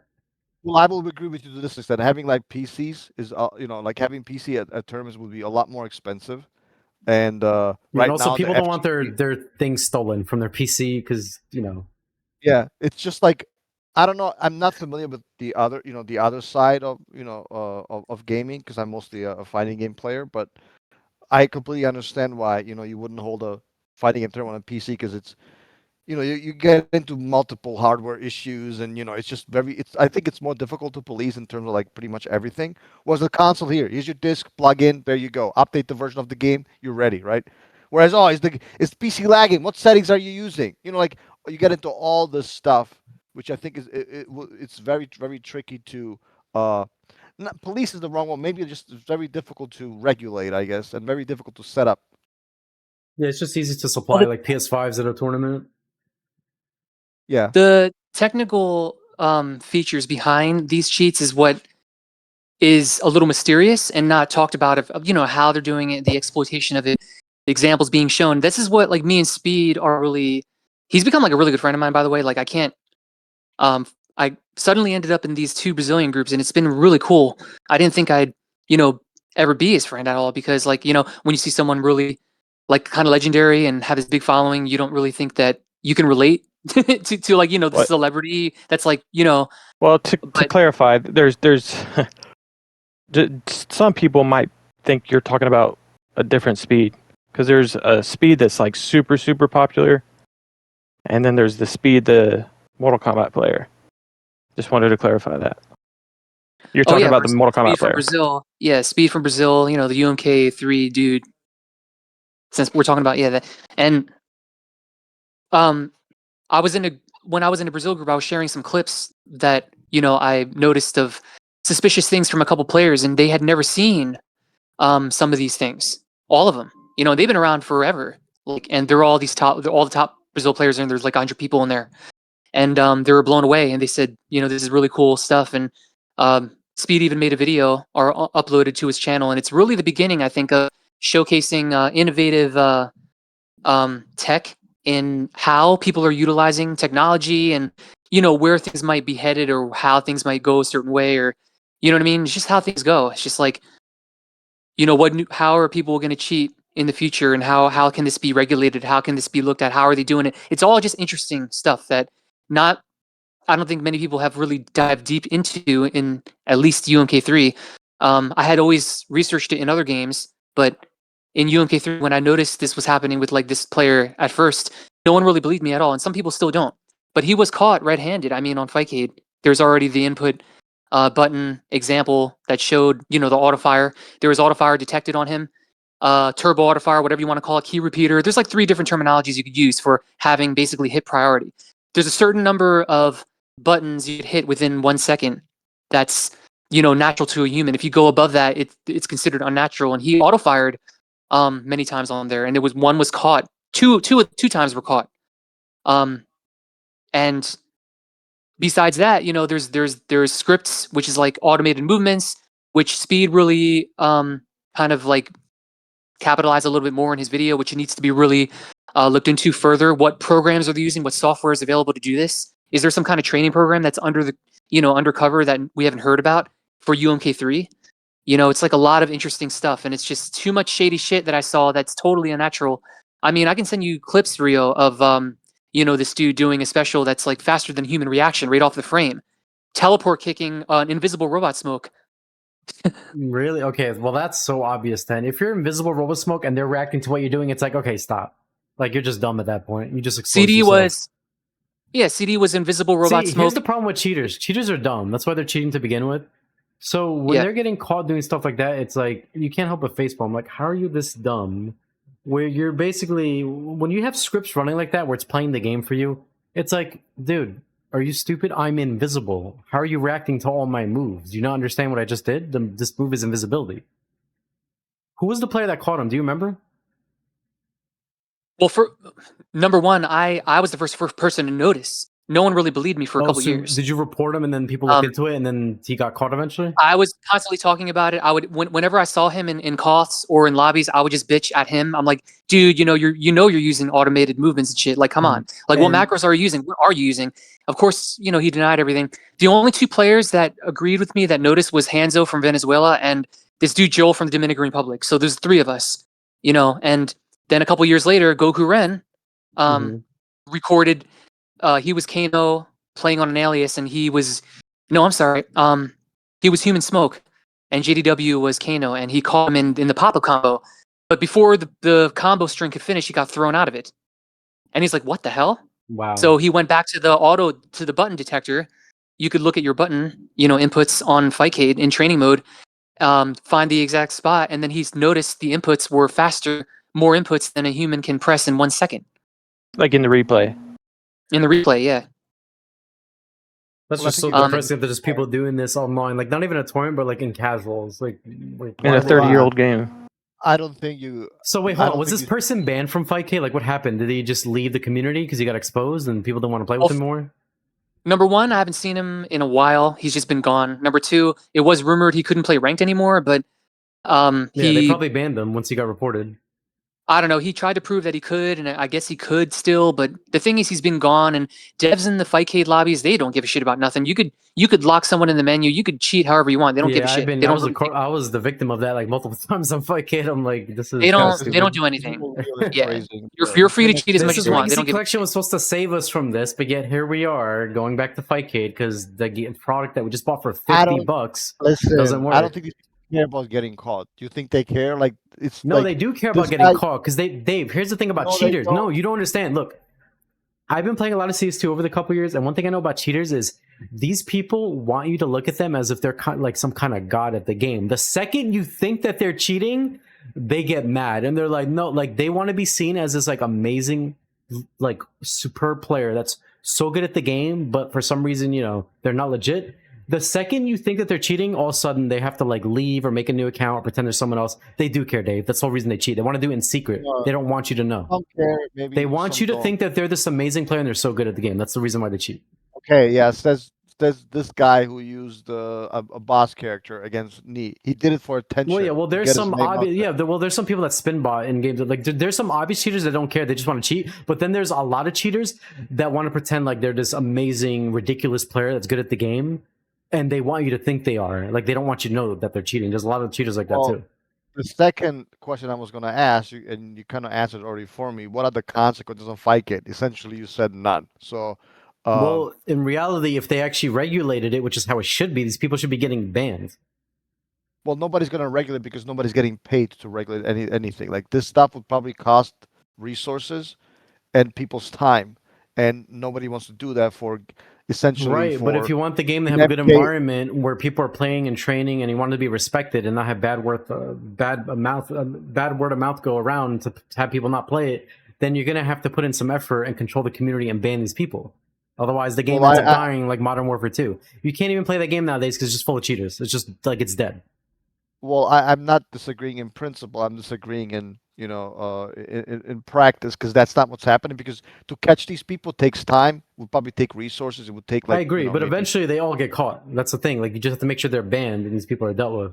the larger point is this is why PC gaming, at least for fighting games, is a joke. It should not be taken seriously. You guys wanna? That's why there's a reason why the PS PlayStation has been the standard for fighting games for a long Bro, time. can we stop It's acting one like that's people can't cheat on console too? Like I don't know why we're acting like dude, play console. not There's no saying cheaters, look, if you cheat on console and you dude. get But away it with has it, nothing to do with PC. It has to do with the fact that whatever game is being cheated on, the developers that are in charge of controlling that game and maintaining it, they have to be the ones regulating it, dude. What do you like? I don't understand how you don't get this. yeah, and on PS on the PlayStation it is regulated, not like perfectly, but for the most part, right? And usually when it's Right, not, but the it's reason why because it's an issue on Fightcade is because of what Arion said, because the people in charge of Fightcade literally do not care about MK there. MK's there just to be there. It's not their priority. I mean, but again, there's a reason with that because such like what there's like 100 players playing the game worldwide, and that's not their fault. I'm not saying it should be regulated and that the dignity of and the integrity of the competition should be respected. But I mean, you kind of like you are kind of answering your own questions every time you talk. No, because I, you're making it seem black and white, like, oh, PC sucks, don't play there. Like, it's not like that, though. A lot of us rather well, play on let me just PC. say this, guys. You've seen the way, by guys, I mean our audience who's listening, whether on Twitch Live or on YouTube. I welcome you back with open arms. Whether you love MKX or whether you love a game I despise, MK11 or MK1, let me give you a hug, brothers and sisters. Play games that actually work. Play games that are worthy playing. Play games that 20 people are not playing in their basements and talking about it nonstop. Come back. Let's play the games that work. Who knows when this stuff is going to get fixed anyway, if ever? We have to beg. We have to give them $50 for this. For what? Absolutely nothing. Play modern games. There's a reason why they're better in every single way for the most part. Again, Mortal Kombat X is not perfect, has a lot of issues. You guys can play that game if you like offense. If you want a more footsies based game, you can play MK11. And if you want something in between, you can play MK1. Come back. We would love to have you. I love MK. I want to keep the franchise going in spite of its horrendous, abysmal, despicable publisher, and we could keep the community going. I don't think the way is to go back to these older games that What am again I? don't Okay, even stop. What am I properly. listening to, bro? You're like, no. What I just heard is terrible. Some people don't want to play Why? MK11 or MK1 or new NRS games. They want to play the older games. And you're telling them, no, what are you doing? It's not the older games are bad. And again, we want to be able to play Legacy Collection. Dave, the whole point of these podcasts or videos or tweets, whatever, wherever people go to talk about the game is they want this product to get fixed. That's the point. You share your opinion and tell them why. You don't say, no, the old games are bad. Let's just play the new ones. Like, what are you talking Well, about? not necessarily the older games are bad, which they are. It's also the fact that we have I mean, the newer tried. games are bad too. Like, Yeah, like can we not act like the new games don't have a million patches to make them playable? Like I don't know why that keeps getting overlooked. Well, fair enough, but isn't the point of fighting games to find people, play people, and with some certainty avoid cheating and stuff like that? Forget the meta, right? That's what mostly those games have, right? At least MKX is at this point like what over like what 10 years old or something. But at least it has private lobbies. If you guys would like that game, you can play it. yeah, that's We why have we're to, complaining, Yeah, Dave. Dave, this is We the whole want point. that We want stuff. Lexi Collection to get fixed. We just bought it. It's a new game out, so everybody's talking about it. Do you understand now? no, I'm on your side. I'm just saying So what do you why mean? don't Let's we go have to back to go back to this MK11. stuff? No, we're trying to play this now. We just want to fix so we can play it. It's these games are not even worth playing, guys. They're a waste of time. Oh Like my god, bro! I feel like we're play going. First, you say something about the gameplay of that, and then it's like, but we want to play, we can't play. But then you're like, but no, these games suck though. Even if they like, what do you mean? well no, I was the That's why first I person. suggested he should be on a podcast about a 3D topping. And just like, he doesn't really have to be here for the 2D bag shit. I think Dave is like trolling. Dave, you just said you liked MK2, but now it's shit. Like, make up your mind. Is it shit or is it fun? Well, Like, no, I'm sure the game is okay, unlike Ultimate, which is not okay. But the point is, but you said you liked MK3 and also Trilogy, so you like all the games but MK3 apparently. well, I think that game. I don't know why we're even still talking about it. It's a complete waste of Why time. are we? That Because game it's the newest game out right now. Everybody bought Legacy Collection. This is what everybody's talking about. That's why we're talking about it. You told me that MK2 is almost as popular as Ultimate on Yeah, on Fightcade. Is Fightcade, that there's a not? lot of people that play it. Yeah. Yeah.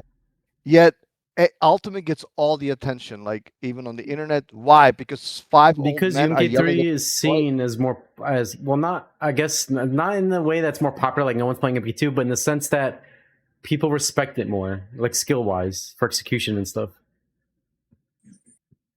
What execution?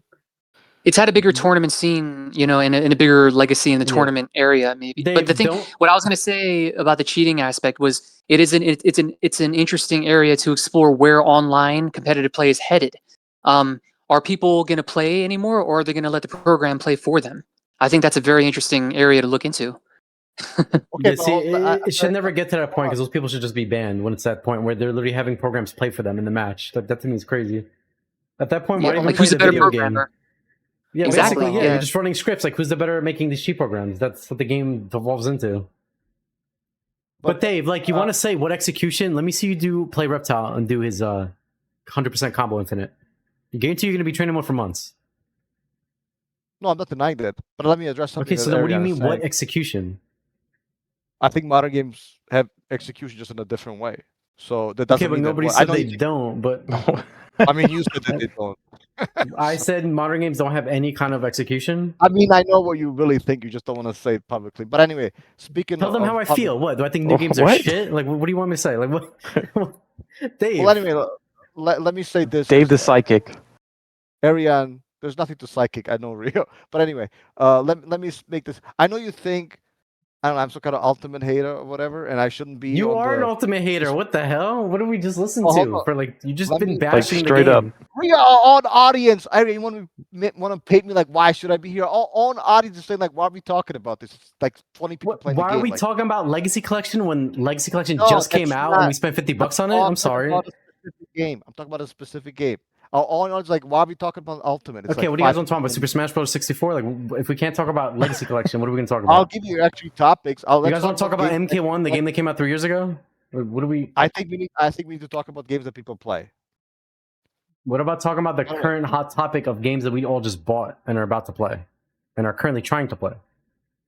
Have you been able to do so for the I past? tried to 3, play 4 tonight and weeks? couldn't. That's the whole point Okay, of this for 2 hours. episode, Dave, is to talk about Legacy Collection. Hopefully, Give up. get Your the. money back, man. Get I your can't get my Sony's- money back because on Steam you have to play a game less for 2 hours to refund it. So I'm already in it. I'm going to be playing it until January. Well, hopefully you'll be able to find a match at that one point. Maybe you'll find one match you'll be happy then. I mean, like, okay, here's the honest thing. Like, Dave, do you want Legacy Collection to get fixed? Yes or no? Of course. What was that? Of course. Okay, will you buy it when they fix it? Yes. So, I don't believe in you. that case, why can't we talk about, let's get it fixed and, spread the word around? We all Because want to the play this. The standard was so low in release, not by the community, but by the publisher, the developers. I don't want to beat a dead horse that's already been dead for like the past 3 weeks. But when you have a game that releases without private matches, guys, what do you like? There's nothing Wait, to the say. game has been out for 1 week, and we didn't know about this until a week ago on the day of release. So I don't know where you fair. got 3 Now, weeks from. how do you release a game in this state? That's what we're it's trying to just not- understand here. That's the whole dilemma. Why a And lot of us are shocked. the developers are literally telling you that the game was mostly a casual project. So again, I'm not. They've been responding to pretty much every complaint people have been posting on Twitter. They've been doing a really good Jugs, job. Dave doesn't notice, so you may have to explain this to Dave Jugs, but the developers right now they have like fire lit under their ass. They're trying to fix everything and address a lot of people. Like they want this to go good so they get more of those money, more of the cash when the holidays come around. Do you not understand? Like they're trying to fix everything. And apparently there's rumors that now they're trying to add a ranked and all this stuff. So this whole, they don't care. It's way differently if you follow them. Well, Yeah, I mean, it's true. I'm hearing 2 sides of the story. One side says, yeah, it's mostly a casual project. The other one is, yeah, we'll fix all this stuff. Just wait. Maybe, I don't know, for the next Because I think they're month or slowly two. starting to realize is, wait a minute. They're starting to realize why only take the casuals money when they could take both the casual and competitive money. So why not cater to No, both? absolutely. All I'm saying is that, look, people have been waiting very patiently, especially people who enjoy those older games. And I generally, in my heart, I do want people to be able to play those games competitively in an environment that's, that's competitive, that's fostering that's promoting the games and that's promoting the scene, et cetera, et cetera. However, you guys don't have to wait. There are alternatives. Like you don't have to settle for mediocrity. You don't have to settle for horrendousness. there are games that are already playable that are Mortal Kombat. You may not like them in every way, but they're already out there. They're called MKX, Mortal Kombat 11, and Mortal Kombat 1. You can play those games. You don't have to beg. You don't have to beg these people to fix them, and Lord knows when they will fix them. Come back. I welcome you. Many other people do as well. And by the way, these games are actually played. Like every week, there's like 2-3 tournaments. You want to be competitive? Try. Even MKX is tournaments to this day. Like, come back. Like, we would love to have you. Play the better products. Forget the meta. Play the products that are actually playable. That's my message to people. Okay, good message. Anyway, all right. What's next? Okay, so I was just informed, and again, this is not to blow anybody up, but I was just sent a PM, according to Biggs just now, and I feel like since we're talking on the topic of cheaters, we should probably address this. I posted in the podcast chat, but apparently from what Biggs showed me is Ali, the player that we just talked about, has got caught basically using macros to do infinites and stuff. Oh my God, shocking. I can talk about that. Unbelievable. And I mean, the videos are here. I'll link them because this is what Big showed me. Is this Well, I can true? talk Because about I did that not know myself. Ali used macros. I thought he was like legit. I think what he sent you is it the Sindel Infinite thing? It's all of them. Is You that can what see in the you're pocket saying? chat. I'm sorry, what'd you say? Do you see them in the pocket chat? I'm posting all the links. The 3 videos. Can you just just briefly tell me what you're seeing? Like, is it Sindel or something? Is that what it is? What we're talking about? Because I remember that was a topic that Yeah, I had just went tagged you. down. In a Discord. All right, hold on. Let me see. Yeah, but it's 3 different videos, and apparently they're macros, Yeah. and it shows the move list and everything, like on screen. Right. All right. So, well, something. Yeah. What happened was that something went down like a couple months ago, and I think Detroit had showed some evidence of apparently like the Infinite wasn't legit. It was like fraudulently done, and saying that when he did it on a keyboard, when the Infinite begins, the sound of the keyboard just cuts out of the video audio. And what Ali was saying was that because his space bar is super loud, it actually cuts out the audio when the combo begins. Basically, what Ali was saying was he also wanted to go on your podcast to also talk about that. If he wasn't able to go on your podcast, he wanted to make his own video and address it. He said a lot of people had told him to just like not give a shit about Detroit or what people had said. But I think I told him like you probably should talk about why if you aren't using macro, like why it isn't. He's saying the inputs are not being correctly read on the Fightcade replay. There's a certain way to read the inputs, and he was trying to prove that not only can he do the infinite, but also the way that they're read doesn't prove that it's a macro. That the inputs come up a certain way when you press when you press certain inputs in a certain combination. So it's really up to him more to come on and talk about that more with evidence, and he can go into more detail. I really don't know too much about the And, technicalities. Yeah, I'll of reach the- out to him and ask him if he wants to be on one of the upcoming episodes to talk about this. But from these Yeah, he videos, should. like, but is this like did Detroit and Biggs catch him cheating? Is this legit or is this no? Like, According to Ali, because I only caught the fight in the Discord lobby, like basically it's just like, yeah, I heard he was telling Detroit, like I heard you've been telling people that I've been cheating behind my back, and if you think that I'm cheating, you should confront me in person, or at least like don't do shit behind my back. And Detroit had said like he's not really one guy to expose people, and he was trying to spare him, and he's not really the exploitive type. But according to Ali, he just went behind his back and made the community see him as a fraud. But I don't really know, yeah, exactly what went down. Like they I guess have to talk about it together, and Ali has to explain more about that. I know it's the most difficult infinite in the game. I believe there's 2 ways to do it. There's 2 methods or tactics to do it if you're using a pad versus a keyboard, and I don't know. I can't really get more into it, but the only thing I do know about Ali is yes, he uses 2 up buttons. I don't know what else he uses on a keyboard. But like I said, if in that region, if everybody is free to use the inputs the way they want to use them, and everyone's using them the same way, or has the freedom to use a keyboard however way they want to use them, then essentially they all are playing on an equal playing field. You know what I mean? Whereas if he came over here and did his keyboard setup, it's illegal over here. We know that. But I can't call him a cheater, just like I can't call Detroit a cheater, because what's allowed is allowed. What the rules are, the rules are. So like I said, over there, they really utilize whatever they have, and they get more out of the character, however way they do it.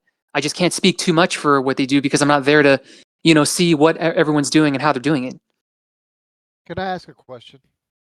Mhm. Why does everything in Ultimate eventually come down to glitch jabs, controllers, and cheaters? And do you guys actually want to say something positive to promote the game instead of just like going down to the same three topics that actually hurt the game? Well, number one, that was the previous podcast was mainly to address glitch jabs and to inspire and um, not only inspire but to motivate people like Rio and even myself and other people who have bigger platforms to share more knowledge and insight on high level play, which Well, is a Rio positive thing tried. in He my got opinion. blown up. Rio tried. He got blown up for just mentioning the fact that glitch jabs even exist. I wouldn't say he got clobbered, but he got criticized for like, why are you saying this about a game? He's saying it because it's in the game, you fools. Like, Well, yeah, like like I what else? said, first of all, yeah, there's always gonna be backlash about it from all kinds of audiences. You never know, but like I said, what you need to do is educate people. There needs to be more tutorials, more examples, more strategy videos to really show, like, just a couple clips I made. I made it in literally 10 minutes. I have a good eye. You know what I mean? I sent it to Rio. I sent some to Speed, some of the most important people I know, and they're like, "Whoa, this is interesting. Like, whoa, this is cool." And this isn't just from today. These are high level from today, from last week, and then some of the videos are from 2011, from 15 to 15, 16 years ago, and they look really cool. No one would think of it. And some guys were like, "Oh, I wouldn't understand what's going on here. Like, you should explain." And I'm like, this is cool. It's interesting to look at.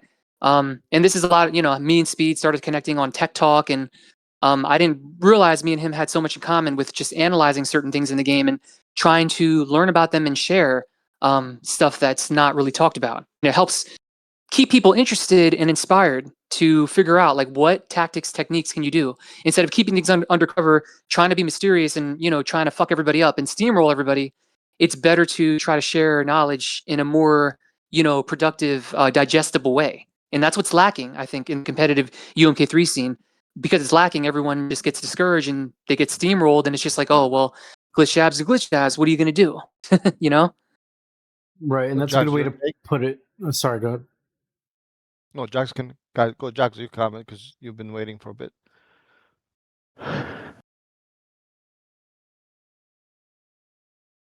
Jax, you Is with he here? us?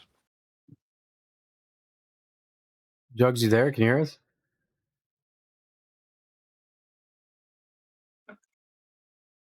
Well, Rio, go ahead while we're waiting. Yeah, You well, I'll chip say in. this. I agree with what No Doubt was saying about the whole you got to share the knowledge and tell people how to deal with stuff. And yes, you do got to talk about glitch apps, not to be negative, but to discuss the strategy around it and how to do it. So that way, when people get more familiar with it, they can start playing and experimenting and being like, you know what, there are ways around the playstyle to do this, and you can do other ways to count it depending what character you're playing on. The problem with the community right now is this. There's not a mainstream good way to play the game. This is the biggest issue. And this is why Dave keeps repeating there's only 10 or 20 people playing in a basement. The reason is because Legacy Collection was supposed to be the bridge to allow all these people that want to try out the 2D MKs and get into them competitively. This was going to be their chance and their way to play. A lot of us, Jugs, No Doubt, myself included, we want to come back and play UMK3 and play these games a lot. However, how can we do that right now when Legacy Collection does not work? Like, what do you expect us to do? Go to Fightcade, book an appointment with people, and have to message 10 random people every night and hope they accept to play? It's just not a great way to play the game and get into it.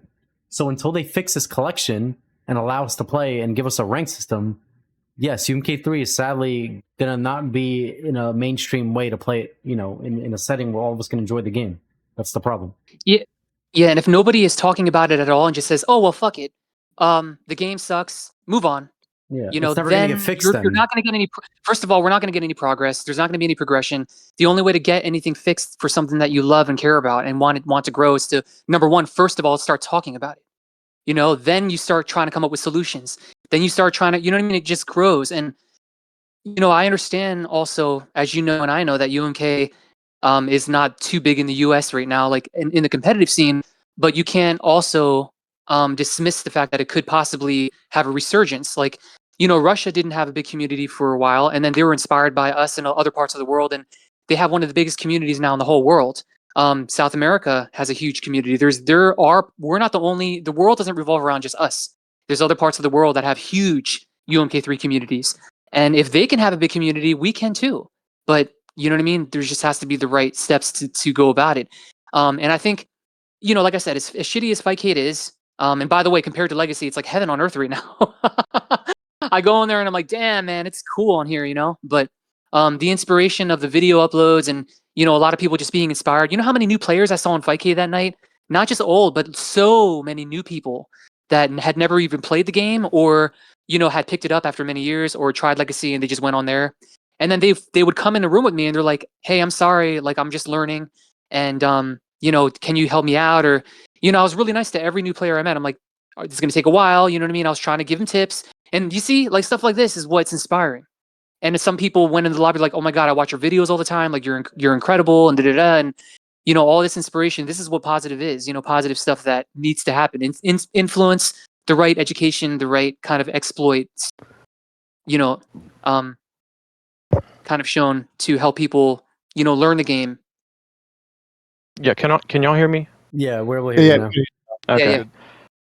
Yeah, I mean, for the Legacy Collection, like my number one goal, I wanted to play again because I love UMK3. I played way more than I should. Like a Mike Metroid showed me my 2006, like how many matches I played on there, and it was like 50,000 or something. It was something crazy. But Wow.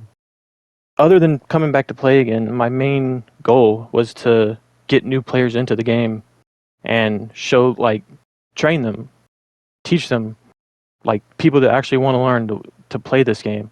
Because it's a fun game. Yeah, there's glitch jabs and everything, but you can learn to glitch jab, you can learn to beat glitch jabs. And by the way, on the topic of glitch jabs, I talked to Lex, and he said he never said glitch jabs were cheating, by the way. Just wanted to clear that really? up. So hold on, because Yeah, on he one of the said- he previous said- episodes, I think it was summoning that said Lex was the one in the Yeah, UMK3 Gramps chat that was saying glitch jabs Yeah. are dumb, they're cheating, they shouldn't be a thing, and so on. So that's not true. yeah, he basically said summoning misunderstood what he said. He was talking about something with the keyboard. I think something that Detroit was doing with the keyboard at the tournament. But summoning hates glitch jabs so much that he included that into that and was like, I don't know, kind of like piggybacking off of what Lex was saying and was calling glitch jab cheating and said, oh, Lex, the tester, was saying that they were cheating. But I talked to Lex and he said, no, because I just didn't believe, even though the reputation Lex has, I'd never believed that he would say glitch jabs are cheating.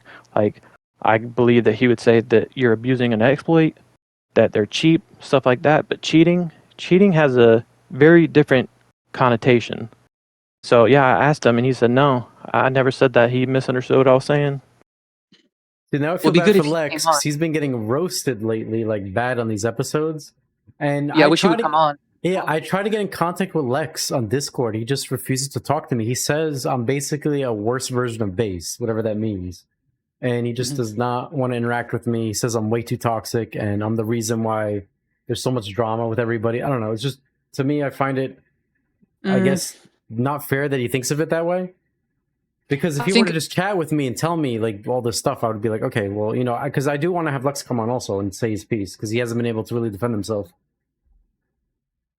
Like on the surface, it might seem like you're exploitive and like clickbaiter. Like at first, I thought the same, but then when I would listen to the podcast, you're basically just giving a platform for people to just talk about whatever they want to talk about. So if someone has one point of view and then another person might have another, you let them on the show.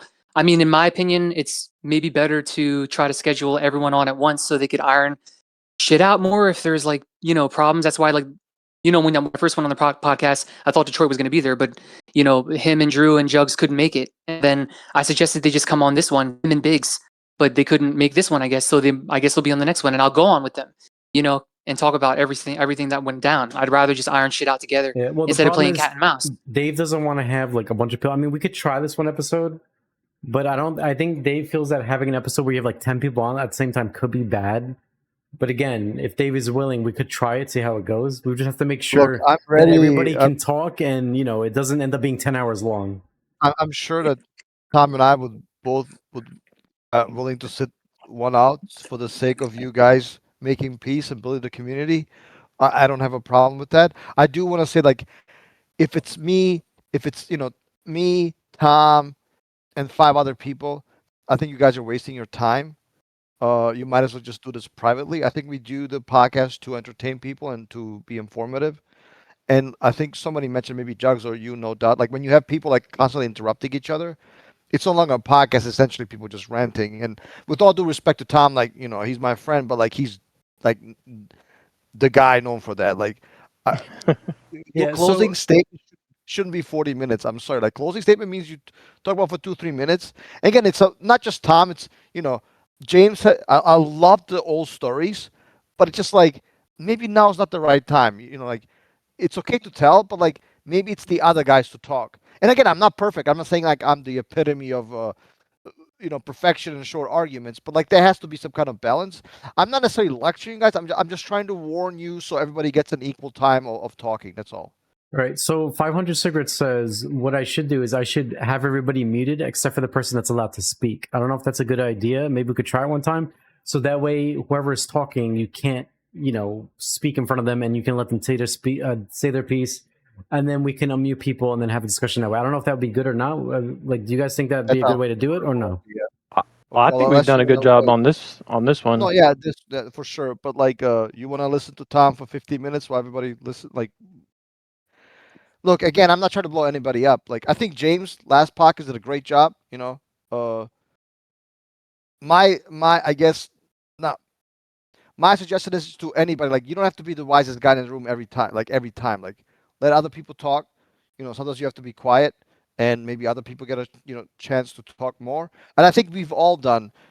I'm not including Jugs or No Doubt because they're guests. Like, uh, I think Rio has the best balance, and I think I need to work a little bit more time to horrendous balance. Like when we invite guests, I mean, I'm just keeping it real, guys. Like I always do. Like, um, I think when guests are on here, they are the center of attention. We invite them for them to share their stories. I don't need to rant. I'm gonna be here almost every podcast. Like, what's the point of me ranting nonstop, right? And I know I do it too much sometimes, and disrespectfully so.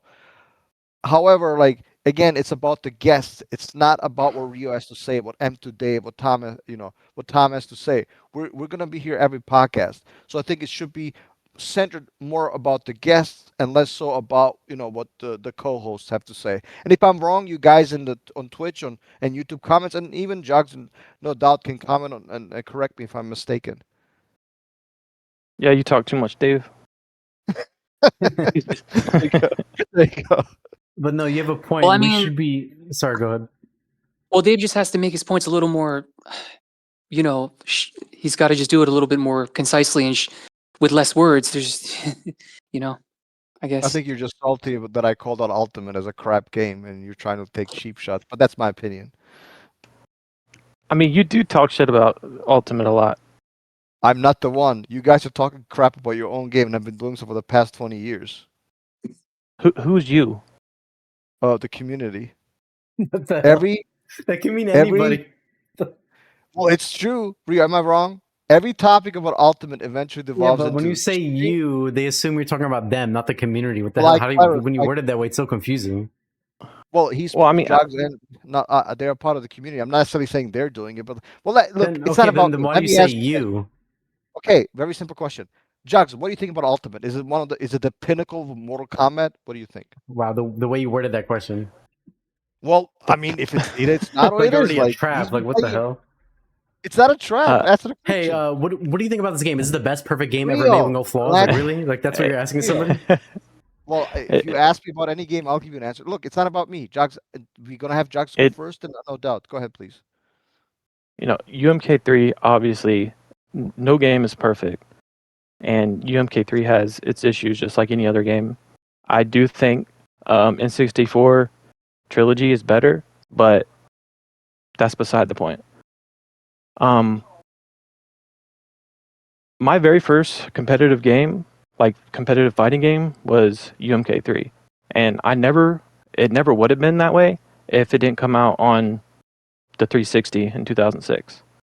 Like I would have been just like Dave or any of these other modern players where I just went on to the new game, next new game, next new game. But when it came out in 2006, I was like, okay, here's a game that I loved to play when I was younger, and somebody play it. And back then, online gaming was relatively new. Like I was the only game I ever like competed in was like Halo 2. It was never a fighting game. So to be able to play like Mortal Kombat, like I played like Armageddon against people online, but I just used create a character and spam like the backbreaker ground pound thing. Yeah, but yeah.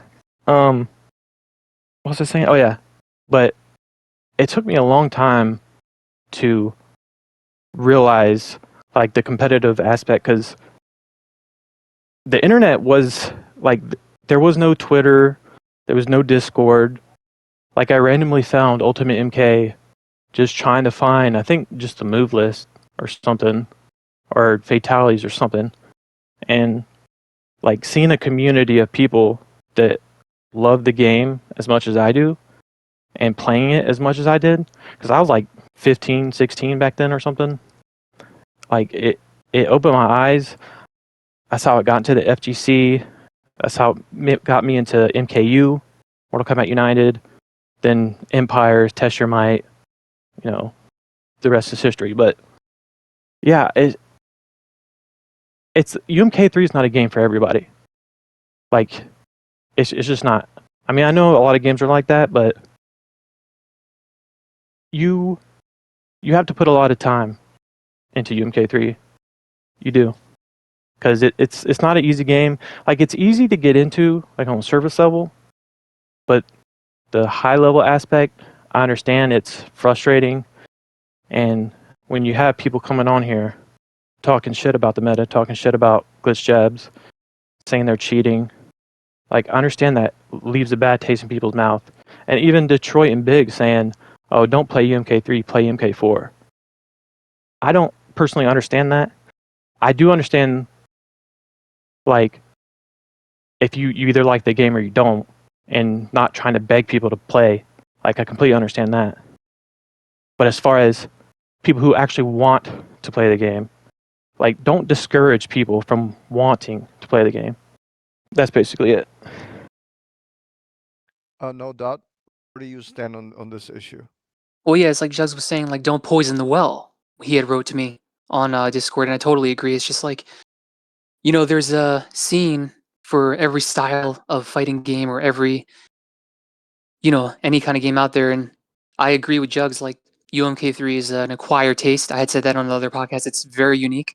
It plays very differently from most other fighters, so it can be very difficult to learn at a high level. And is it the most balanced game? Definitely not. It has its flaws, but it's all about just educating people and trying to inspire people and um, talking about interesting topics. And my goal was really to mostly come on here to try to talk about tech and learning the game inside out, and what's new and what's not talked about enough and all those kind of things. But basically, I started in Mortal Kombat 2 in 2009. If it weren't for Mortal Kombat 2, I wouldn't have gotten to UMK3, and a lot of people don't know that about me. But I became high level briefly in that scene, and I was part of that whole community, and then gradually, um, it was XA20 who told me to try out UMK3 one time in the main lobby, and then I got hooked at the end of December of 2010, and then then Rio invited me to NEC, and that then the rest was completely history. So as far as being the epitome of all Mortal Kombat games, I wouldn't know to answer that, because like I'm not as familiar with the modern games as much to really form a whole opinion. But I think in the classic Mortal Kombat game, I think UMK has the most the biggest following and maybe the tournament scene, and the most attention um as far as classic competitive gameplay or classic competitive play in general. So that's basically all I have to say about that. I guess. Are you referring to just the FGC? Like, just you think that the 2D MK games are like there's more like emphasis on them? Like, I'm sorry, I didn't quite understand the last point. If you wouldn't mind Oh no, I think reiterating. just within the classic scene alone. Not all the Mortal Kombat. It's just if you're talking just the classics, like from Mortal Kombat 1 to Mortal Kombat 4, maybe, or if you want to go from like Mortal Kombat 1 to Mortal Kombat 4, I think UMK3 has the most prominent, tournament, like maybe tournament scene. If you count, all across the world, even the United States, it just has the most attention, the most coverage from fighting knowledge in the community. Which Shock built a whole scene, and then all these people built a scene, and then other parts of the world have a huge scene. So it's sort of No, like, yeah. yeah. Well, let me also ask you the same question. I just want to kind of preface by saying that I've always thought this. Even if it's MK9, if the topic is Freddy, I don't think people want to see me lecture about tech for like 20 minutes. I think if I'm going to lecture, just make a video, tell people how Freddy is played, and go over the basics. I think more interesting topics. Like sometimes they're controversial, sometimes social, sometimes like polemic in nature, polar in nature, right? I think those topics are essentially what all audience kind of in a podcast look forward to. I'm not against like, hey, let's invite No Doubt, Jugs, one other person. Let's talk about the updated ultimate tier list. I think that's an interesting topic, right? Because we got to go all the characters a little bit, right? And even if it's 2.5 hours long, I think it kind of serves its purpose. Like, give people the gist of each character, talk about how they play, and what, the tech might be, like briefly summarized, albeit not perfect, right? I think that's more appropriate than, not saying that No Doubt or Jax would do this, but, lecture, how the characters played. I think it's kind of like monotonous, kind of boring. But I could be wrong. Rio, your take on my comments and Ultimate as well, please. I feel so bad for you guys, all of you that bought Legacy Collection, because this should have been something amazing that we all could have played and enjoyed. And like No Doubt said, UMK3 is the most competitive game, basically, out of all the older 2D classics. It's had the longest running tournament scene. It's the biggest game in terms of other areas playing it, like Russia, South America, Europe, and so on. So the fact that we can't even get a working, modernized UMK3 on a Legacy Collection that we paid $50 for a week ago to run properly is it's just very depressing. And I also feel so bad for the players that ended up buying it, because like No Doubt was saying, you have all these people that bought Legacy Collection. There's obviously an audience around it. There's a lot of people that want to play these games. There's people that want to play MK2, MK1, UMK3, MK4, whatever it is. There's a big audience around it. They want to play it. And it sucks that they buy this game for $50. And instead of them buying the game that they just bought, they have to literally go to Fightcade, download that, and then they're on there looking for games. They're like, hey guys, we're here to learn because, we just bought a $50 product, doesn't work, so we're here now. Like, it's just so sad that all these people that got into the 2D MKs that wanted to learn have to go through all these hoops and hurdles just to play the game at a basic level. That to me is crazy. And I think the developers behind this need to fix this ASAP, because this is causing like permanent damage. Like, after January, I think they're gonna, if they don't have a rank system and everything set in place, and we get to next year, I think it's done. Nobody's gonna care anymore about Legacy. It had its time to shine. Everybody that wanted to get into it either refunded or moved on because of how bad the product is. And it sucks. Like, opportunity. This was supposed to be basically the 2D MK scene exploding again, with everybody coming back to playing it. The bridge being through all these other fighting in communities, the current NRS community, everybody coming back to try it, and they get met with literally the worst functional fighting game ever released, probably in history, with how terrible it is. Like, I tried streaming this earlier for 2 hours before we started the podcast. Couldn't get a single game on PC, because every time I matched with someone, it crashed. And then people in the chat are going like, yo, Rio, just uninstall the game. So I do that. I install it again, doesn't work. Then I try to verify the files, still doesn't work. Then I try setting the connection to 1 bar, 10 frame delay, turning off cross-region play, everything. Nothing works. So now I have to wait for another hotfix to fix this current hotfix that they put out that doesn't work. It's just a joke. And if anybody's making these 2D MKs look bad, it's not the gameplay or the balance or any of that. It's literally the people that made this product, with it being so bad. Well, let's go out with this question. I would love to hear Jugs and No Doubt's opinion, Rio, as well as yours. Jugs, what are your realistic expectations? I know we kind of asked the previous guest in the previous podcast about this topic, but I think that this is essentially what it is. Like things are the way they are. It's about the future. So, Jugs, what are your expectations? Are they gonna address these issues, as Rio said, by I don't know, beginning of January of next year or mid-January? What do you think? Um, they've they've been responding a lot better than I thought they would, based on how they were responding pre-release.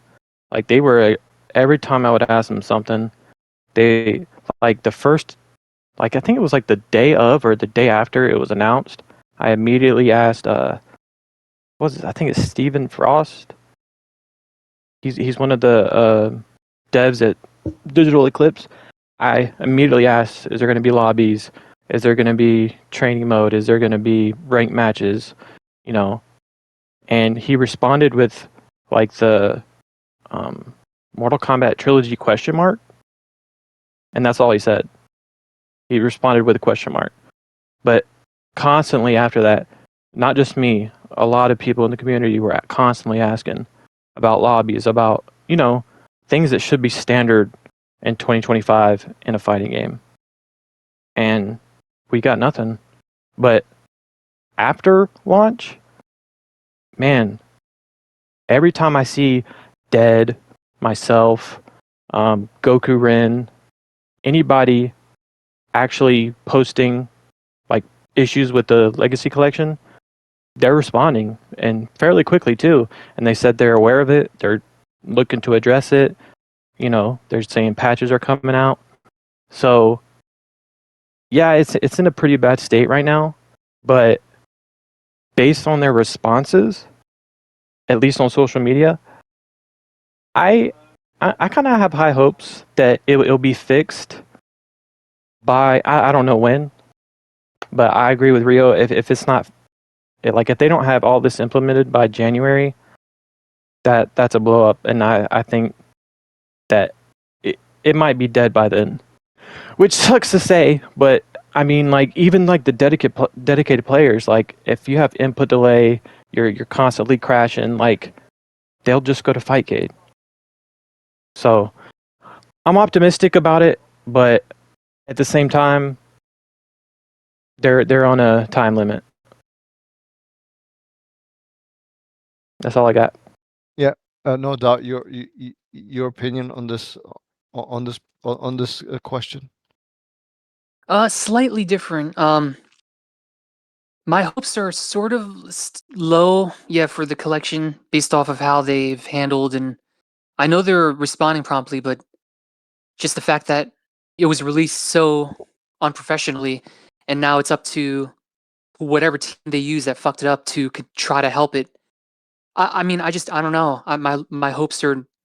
I think it's going to be better than it was at launch, but I don't think by a humongous margin enough to have a big following. What I think is because remember what I told you would happen on Fightcade the night after.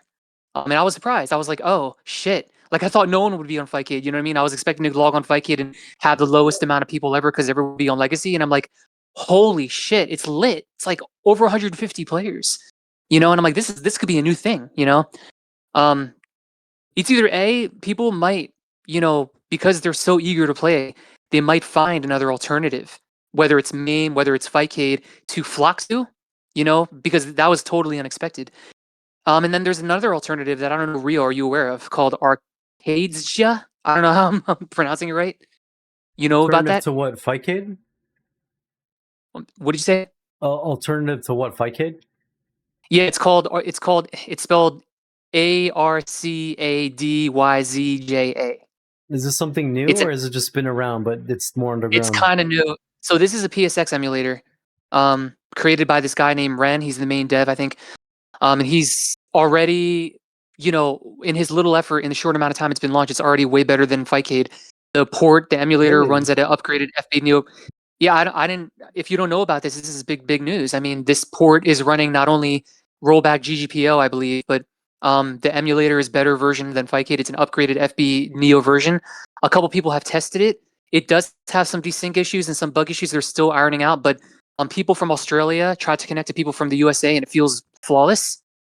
So this could be another alternative outlet. You know, people could be flocking to other platforms now to try to play this game because they seem so eager to try them out. Like Legacy has at least caught the interest of people. So there still could be an outlet, even if Legacy fails. Because like I said, that night on Fightcade blew my mind. I was actually Is having a this good time on it. is this based this emulator this new emulator that this individual is working on? Is it based on PS1? Like what is it? What is its hardware based on? I believe it's all the PSX consoles. Because you could play Tekken Tag Tournament on there now. It's like wild. Wow, Tekken Tag The Tournament it, online, the first Tekken Tag? That's sick. yes, yeah, I'm serious. Yeah, it Time got The time for that me game to got come never play had legs. against been my online. team. Well, Yeah, Rio, we should be the Chang team. This is actually so cool because if it's true that You this is should like an get it, Rio. upgraded You should look into Fightcade, this. yeah, well, this is my It first time is. I'm hearing about it. I'm gonna have to check it out next week. But if it's true that it has better Mhm. online on Fightcade and you guys are playing across like continents from each other and the online is good, then that's Mhm. this may end up being the future once they iron some things out and they get it working better. Yeah, and also the dev is also cool. He's super quick, answers everybody. He's on top of everything, and he's done a great job. Like so far, it's running better than Fightcade in terms of a lot of things. The Fightcade port, it's not even running at the correct FPS. I mean, there's so much bullshit that the devs ignore. But this guy Ren for Arcadia, however you want to say it, you should just look into it. It's pretty sick. That's impressive. So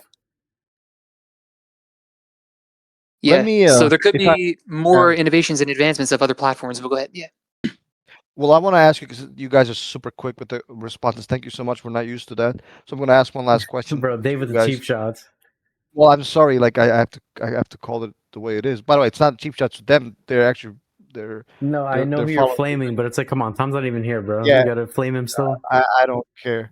So I want to ask you guys. Um, so Jogs, you mentioned how you felt like um Biggs and Detroit Ballin were kind of negative on Ultimate, and how they really don't want to grow the scene. They were talking about a completely different game, which I don't Yeah. understand myself, right? Like, where do you stand? Like, to what extent do you want to grow the scene? Um, I just want to be there for the players that, like I said earlier, that actually want to get into the game. Like, I don't know if UMK3 is ever going to be a game that, you know, gets rivals any of the modern games or even like something like, well, no, that Smash is pretty popular. But yeah, I don't Evo. know.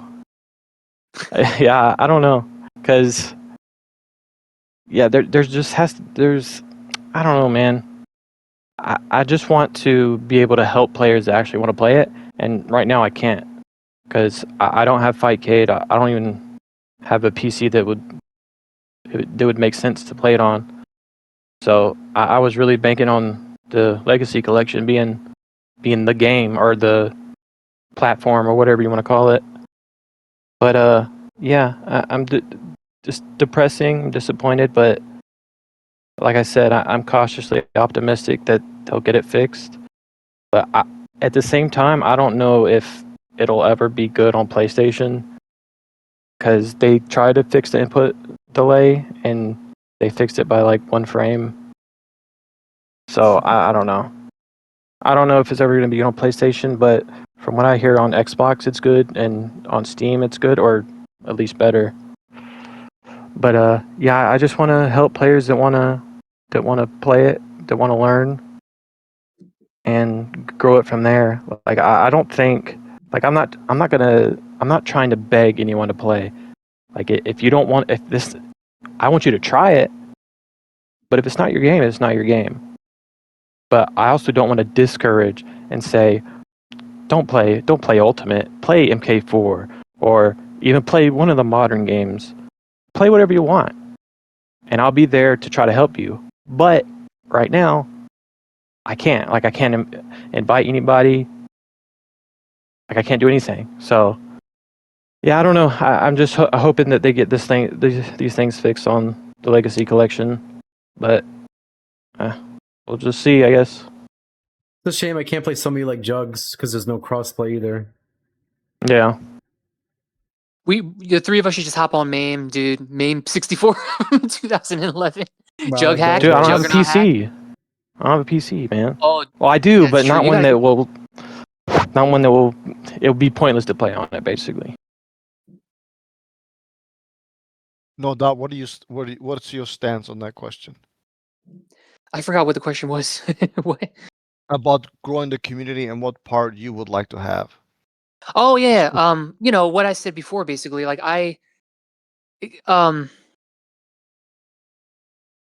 mostly with the technical area of just showing both old and new players things they haven't seen before and trying to just help inspire players with media content, with strategy videos, and just talking about it in general. And as you said, it could be pretty boring hearing an audio podcast about just tech, but I wouldn't run it like that. I mean, if I did something on my own, or like me and Speed did something, for example, I'd probably try to do a video podcast maybe, and like maybe we'd play live or something like that, and you'd be like, hey, check this out, like we're going to talk about glitch jabs today and combo breaking, basic and advanced, check this out. You know what I mean? That's really exciting. Like I said, I only shared 4 little clips to a few people, and they were like, oh shit, you know what I mean? So yeah, it's all about just I'd want to help grow it and inspire players to be excited to try to play more, and continue meeting new players and being a part of more communities. Before this year, I was like really closed off, maybe a little burned out. UMK had been such a burnout for a while, with like inactivity or whatever, and I'd like to still support, but it was sort of just always boring in a sense, you know what I mean? And until I went on Fightcade, and like I said, met new people and met new players, got to learn about new people and be a part of new communities. And just one night, this Brazilian dude who's a new player, he's only been playing for like 2 months.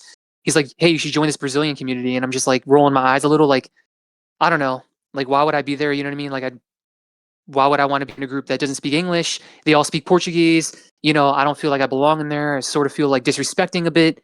But it's turned out to be really eye-opening and interesting to hear other communities try to grow their community, and then crisscross. And now me and Speed are cool, and we're like talking about ideas, and so stuff like that. I think people should just keep their mind open and open to change, and just learning more, discovering more.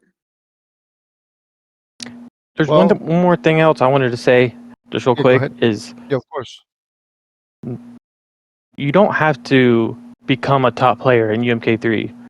Like, it's Right. fun at every level, and Mhm. a lot of people think it's more fun at like the low to mid level because people aren't glitch jabbing, they're hardly car jabbing.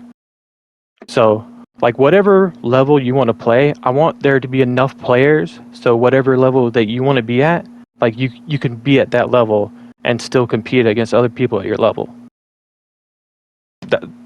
That's what I forgot to say that I wanted to say. All right, that's it. Can you also? Yeah. Can you also? I know. I'm really curious with you. Quick, really super quick, and I'll promise I'll let Rio wrap us. He can wrap it up. If we had Third Strike at Evo, which was a huge success. You had Marvel at Evo, which was honestly I was a little bit disappointed with the numbers. I thought Marvel would get a little bit more. I think it got like maybe between 500 to 600 players. If this Legacy Collection ever gets to be what it should have been, would you support an Ultimate at Evo? Yeah, of course, 100%. No doubt. Yeah, no doubt. What do you Yeah, think? yeah, because like I said, ever since 2019, I had no motivation, or just like I really had announced that I don't really, it's time to just kind of not go anymore and just support however I can. But some people would ask me like, well, what would motivate you to go to a tournament again or be competitive again, like for real, for real?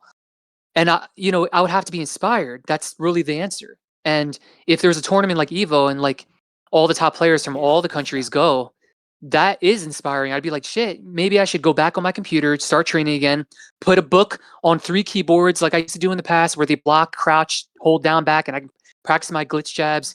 Rio, I used to do that back then. On MAME? And I used to do that. That's how I used to train in 2011. I used to sit down and practice, Yeah, You but know, the you thing go is, on there's MAME. no like training options. How do you even set that to be like that? You'd have to, I Yeah, guess, you have one did. finger on the Remember the jug keyboard. hack? Well, in the jug hack, you set it to infinite health, infinite timer, and then player two, I would put a couple books down on 3 keys that I'd set as Oh, okay, that's block, right. So you down, and use back. books. I see. Because I was gonna say, well, when you're I practicing, how do you control the other player while you're trying to practice? That's the annoying part. Right. I mean, back then we were so limited as well, resource wise. We didn't have, today they have spectate mode. You could watch matches like live, and everyone can learn so quick now. But yeah, like Evo would be very inspiring if they held it, and then suddenly all these top players from all over the country came, and if they're all under one roof, it'd be very inspiring. Like, yeah, I should, it'd be cool to go and try to put up a respectable fight, and that'd be inspiring to sit down and get back into it competitively again. But for now, me and my friend John, like we're shells of our old selves. We just fuck around with weird characters, and we don't care if we win or lose. If I cared about my ego, like Detroit thinks I do, I wouldn't be on Fightcade playing everybody and anybody, and I wouldn't be on a shitty old pad. And the remark that I cared, what people, if they recognize that I won or not, I didn't say that. I said I wish people would recognize that I didn't use Cabal or Human Smoke in tournaments. I thought that was unique. But everybody knew that I won those tournaments. They already knew that. I just thought it was cool that I could play and not play Cabal and Smoke. That's all. You could play whoever you want. You could play your favorite character, and that's what I also want other people to do. Pick a favorite character and use your favorite character, and have fun with the Yeah. game. Yeah, every character can be viable in UMK3. Even at the high levels, it can be viable. Yeah, I play A rank characters using S tier characters with the worst character in the game apparently, and I do good. So Shiba. that UMK is cool because you could use whoever you want. Remember Rio Winter Wars? I mean, we always mention Winter Wars. Yeah, I remember the stories when Winter Wars was the guy to beat on like early MAME. God, that dude's crazy. Yeah, and he was using Cyrix and Sector, which is funny because those were characters you don't really see, at least on Xbox Live. Well, to address real quickly, Biggs and Detroit Ballin's argument, either No Doubt is a great actor, or he generally, says what he believes. And in my opinion, I think it's the latter. I think, at some point maybe there were sour grapes. But I do appreciate you guys' I'm impressed by like Summoning's knowledge, Jog's overall knowledge, obviously No Doubt. Dobson, I was super impressed by like how much he knows about just other fighting games. I've been very, again, we disagree to what extent the meta is good. You guys already know how I feel. I'm not going to rehash that, but I generally am impressed by you guys' knowledge about fighting games and the ability to play them and execute at a high level. Appreciate it. Yeah, see, the thing is, like, there's a lot of players that know a lot about these older games. You just usually don't get to hear from them, which is a shame, And with this Legacy Collection, it was kind of like supposed to bring everybody together and explode. It just sucks that it ended up being like this because, again, like, you want to say build a community, this and that, but how are we supposed to build a community when the game literally doesn't work, Like, these people bought the Yep. game, like, it's kind of dumb to be like, hey, you spent $50 on that. Well, guess what? You can't play that anymore. Now you have to go get a computer and download this to play here. It's just like, then why did they buy the game? That almost makes them lose interest in even wanting to do that to begin with. How stupid that is. Well, I And do really want to say quickly, this. Dave, I want to ask you a question because you've been asking a lot of questions. True. Let's say next week, Legacy Collection announces that they're releasing an update where now there's rooms, there's private lobbies, you can invite friends. Would you buy it? Yes, I will buy it. I've been getting some requests on my text to play MK2. Now, let me say this. You'll buy it for PC, right? No, absolutely not. So let me get this straight. You're going to buy it with 6-frame input delay when you could just play on your laptop. Well, Why? I like the simplicity of consoles. I've been telling you this for a long time. And I believe most of with the exception of you, and again, I would love to play Dave, Ryu. it's as simple as it gets on Steam. You plug in your PlayStation controller and you play the game. Like, there's no setting up or however you think it works. Fair enough, but Fightcade's a little bit more like advanced to set up and things because you have to do more than that. But in terms of running a game, you just plug in your controller and you play. So it's literally like console, but you're playing on your laptop. Well, no, fair enough. But I like having a big monitor. I'm playing on a laptop, right, which is a smaller screen. I like the the comfort level. I can back away, play from my sofa. I can have a drink. And most of my training partners, with the exception of you, they play on PlayStation anyway. For example, Cowboy's been begging me that you got to try Jack, you got to Yeah, try that's fair. Molina. That's fair. I just feel bad. You guys are playing with like 7 frame delay. It's just like at that point, you're not Well, even playing the game. well, if the argument is about the developers, then they need to fix that stuff. I don't mind 1 or 2 frames of delay. I think that's I'm never gonna be a high level player like Jugs, and Well, hopefully no you doubt guys get that new patch coming out next month that reduces by another 1 frame, so you guys go I'll from 6 to 5. well, I hope. Again, I'm down to play. The game that I actually want to play is not even in this Legacy Collection. I don't understand why. That's the game I've been maybe examining and watching the most. You'll like And maybe MK2 and Mortal Kombat 3 definitely. Jax, I think I'll have fun no, with no, Jax in both those games. well, but that MK3 is not a game people seem to like play and enjoy anyway because No, people they are actually all playing it though. That's the thing. When you search games, you'll find people searching it. Like there's some people playing look, it. man. If you refer to the Jack zoning, I'm down. Look, guys. There's something in it for me, but I don't necessarily think it's about me. I think it's about our audience and what they think. And let us know what you guys would like to play. If God willing, this stuff gets fixed. I'm negative because I do believe, in the sense that we disagree about meta, and I think everybody should be able to say what they believe, right? Like, if you don't like the meta, tell us. Like, I don't think they want to destroy the scene. Like, I don't believe that. Like, that's why we have people on with different opinions and perspectives. So, with that said, Rhea, I hope you don't mind if we close this out. I think I really appreciate Jogs and No Doubt coming on and um being concise, being respectful, and letting us know what they believe. We would love to have you guys back on. I even talked to Dobson after the last podcast. I think the guy is super smart, super intelligent, knows what he's doing, and I generally feel the same about you guys, because you guys know what you're talking about. Again, no matter how to what extent we disagree about the meta about these games, because there will always be differences. Um, so, guys, let us know what you think about this episode. Let us know when you expected. Again, God willing, that this abomination will be fixed. Hopefully, it's as soon as possible. Let us know your favorite game, in the Legacy Collection, and which one you would like to play the most when this gets fixed. With that said, I'm your co-host M2 Dave, with my co-host Rio, with our amazing guests Jugs and No Doubt. We thank them for joining us, and we shall see you in the next episode of the podcast.